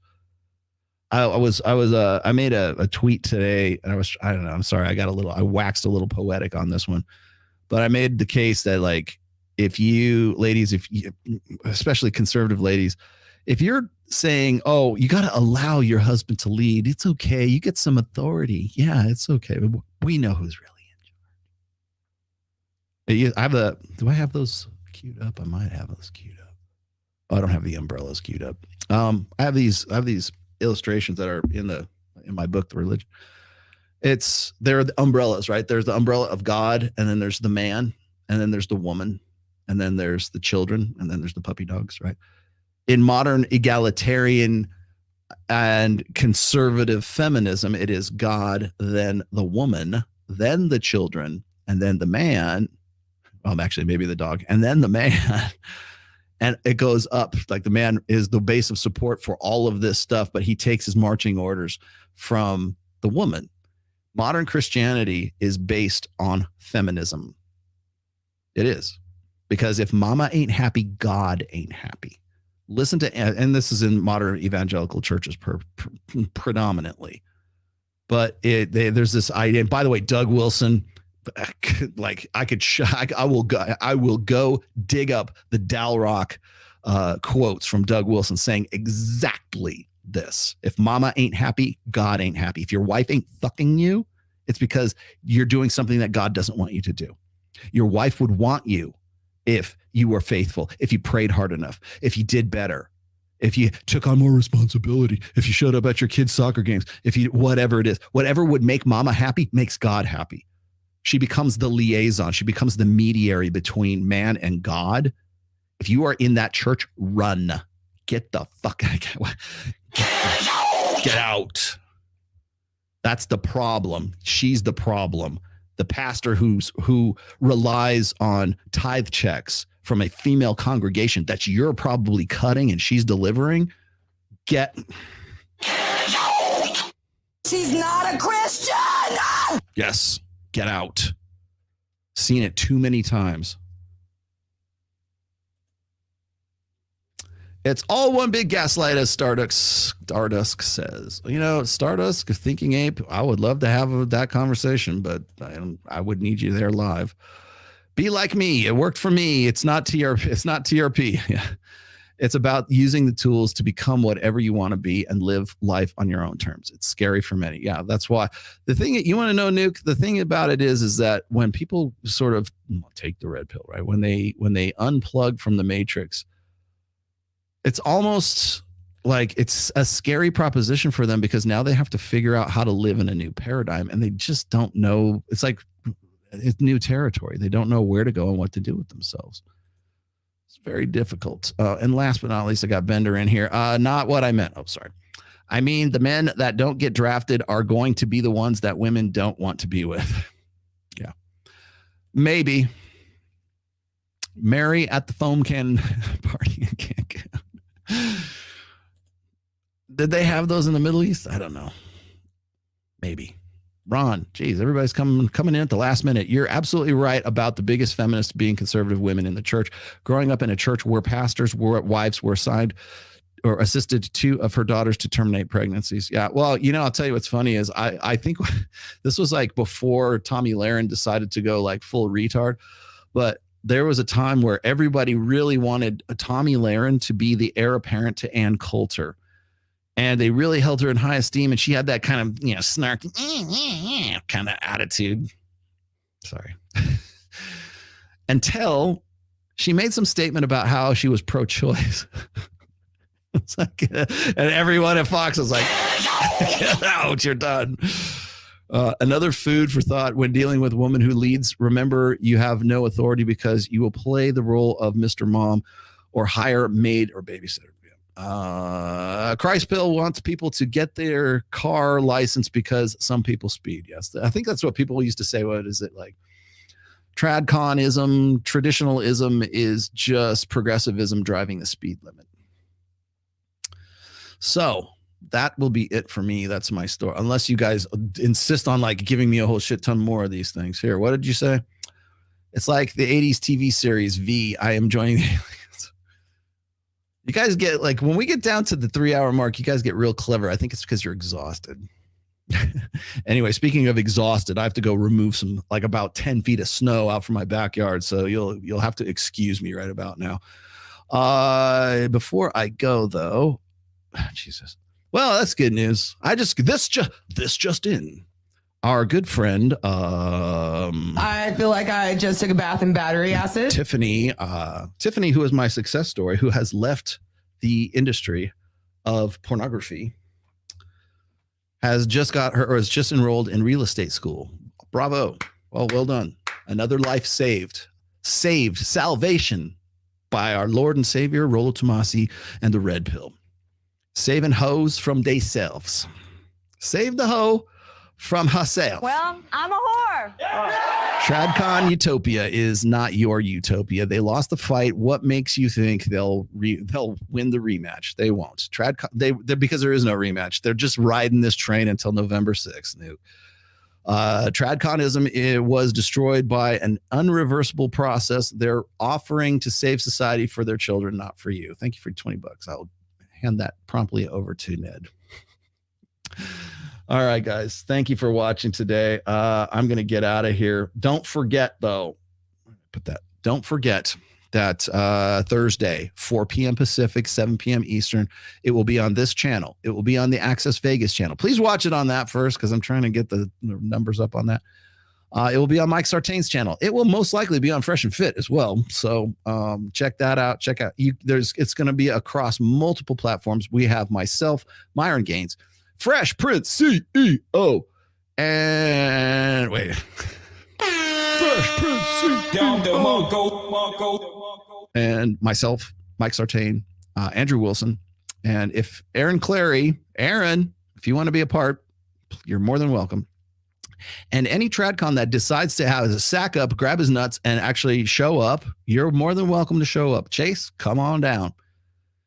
Ben Shapiro, come on down. Michael Knowles, come on down. Matt Walsh, come on down. Candace Owens, come on down. Andrew Clavin, come on down. What? Crickets? I don't have the fucking thing. No. And Myron, if you're watching right now, don't worry. They won't show because they're pussies, because they lack conviction. Zuby, if you want to do this, come to Vegas. You don't want to do this? Set it up yourself, do the logistics yourself, and invite everybody out there. Make sure that they show up when they're supposed to. And you better do it quick because people have very short attention spans in this niche. The internet never forgets, but people have very short attention span. Like ADHD, they need Ritalin and Adderall level of attention spans. So keep that in mind when you're trying to organize things. Do it live, do it live, do it live, do it live. Go to the gym, go to the gym, go to the gym. 1, 2, 3, 4, 5, 6. 1, 2, 3, 4, 5, 6. Go get it together. If you can get it together, you have to do it quick, because in this business, in influencer world, it's appear or disappear. No one will be talking about this probably after Friday, once we do the show. Show up. Here we go. Give it to me. Where are you at? If you're a conservative, if you're a guy who you think those red pill guys are all talk about this and that's all they talk about, okay? Put your money where your fucking mouth is and show up. Be there. Show me you're about it, because right now you're not. I haven't had any response to this whatsoever, except for Jasmine Jafar and Farah, who actually hit me up before I even made the post. But still, they got more balls in their panties than you do. They want to talk about this stuff. You don't. You don't want to show up because you don't want the smoke. You don't want the clips that will result from this. That's why. Because you don't care about your convictions. You're weak. Your faith is weak. Your religion is weak. Your fucking savior is weak. Your whole fucking convictions are weak. Until you show up, you're full of shit. And I will say that to your face. You are full of shit and you are a coward until you show up, until you're right there in front of me. You believe this? Oh, this is my Bible. This is my Quran. This is my whatever. The Bhagavad Gita. Show me. Don't tell me. Show me. And until you do, and until you start naming names, and until you start, sacking up and backing up your fucking words, it's just bullshit. And everyone should call you out and tell you you're full of shit. And I will continue to do so until you do show up, until you do name names, until you do actually prove what the fuck you're talking about. Because until then, all you're doing is selling dating courses. All you're doing is, you don't even have a book to sell. You don't even have a fucking course to sell. You don't have anything else. All you do is mouth off. That's what gets me, is like, it's all about clout. Clout is more important to you because you don't have any way to profit off of this. So it's just bullshit. It's just shit rolling out. It's diarrhea rolling out of your mouth. So be about it. There's the opportunity. And if you can't make this one, let's do another one. Show me when, show me where. Come to Vegas, make it live. It's not going to be via remote. It's not going to be Zoom, because there's too many fucking controls over that. There is no control. It is raw and chaotic when you're sitting across the table from me or Mike or anybody else. Yeah, all that shit slides out of your head, right? Everybody wants to say, "Oh, Dustin, he's such a great debater." No, he's not.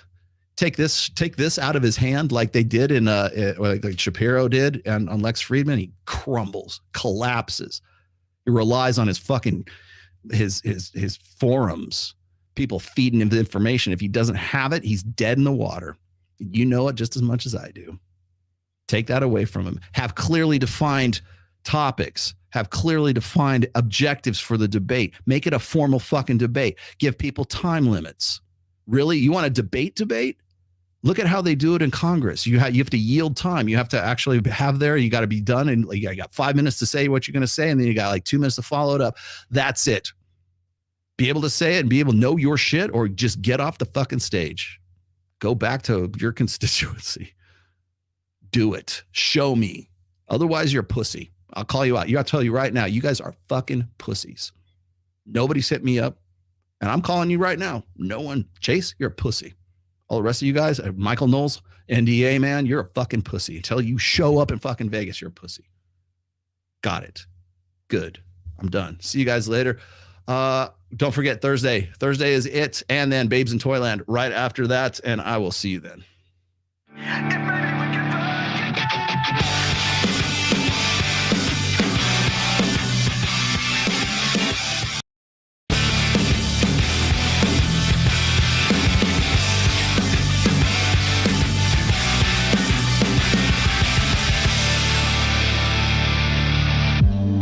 Would you do it again? Vaccination.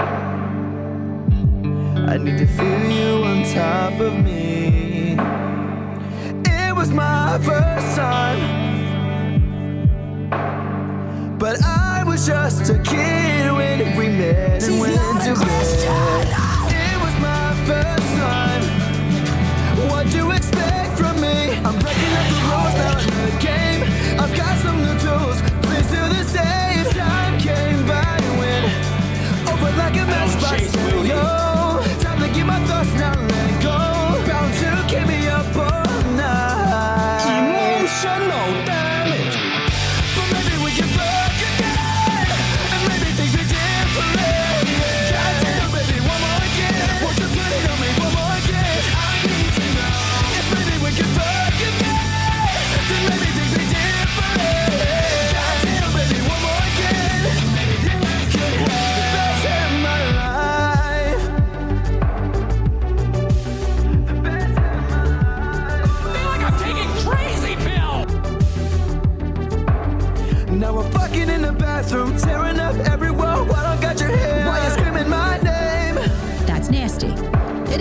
nasty, right? Isn't it nasty? Ugh. She was swinging in the bedroom, whole time stopping and stopping with her head like she's Claudia Kelly.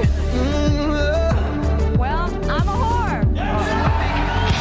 Run me up and down like a pony, turning up my song, getting messy, working up and down on your body.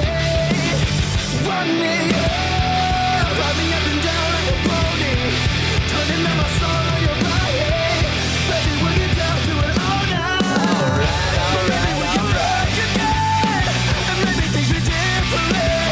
Goddamn, baby, one more again. Won't you put it on me one more again? I need to know. And maybe we can fuck again, then maybe things be different. Goddamn, baby, one more again. City Podcast has been a production of the Rational Male. Registered trademark. That is registered. 2024. All rights reserved. Don't steal my stuff. It's a sin. Look it up. It's in the Bible.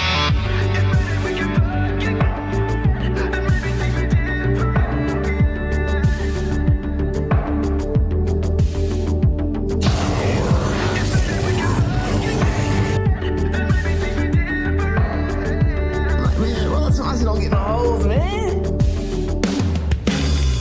And maybe we can fuck again, and maybe things be different. Goddamn, baby, one more again. Won't you put it on me one more again? And maybe we can fuck again, then maybe things be different. Goddamn, baby, one more again. The best of my life.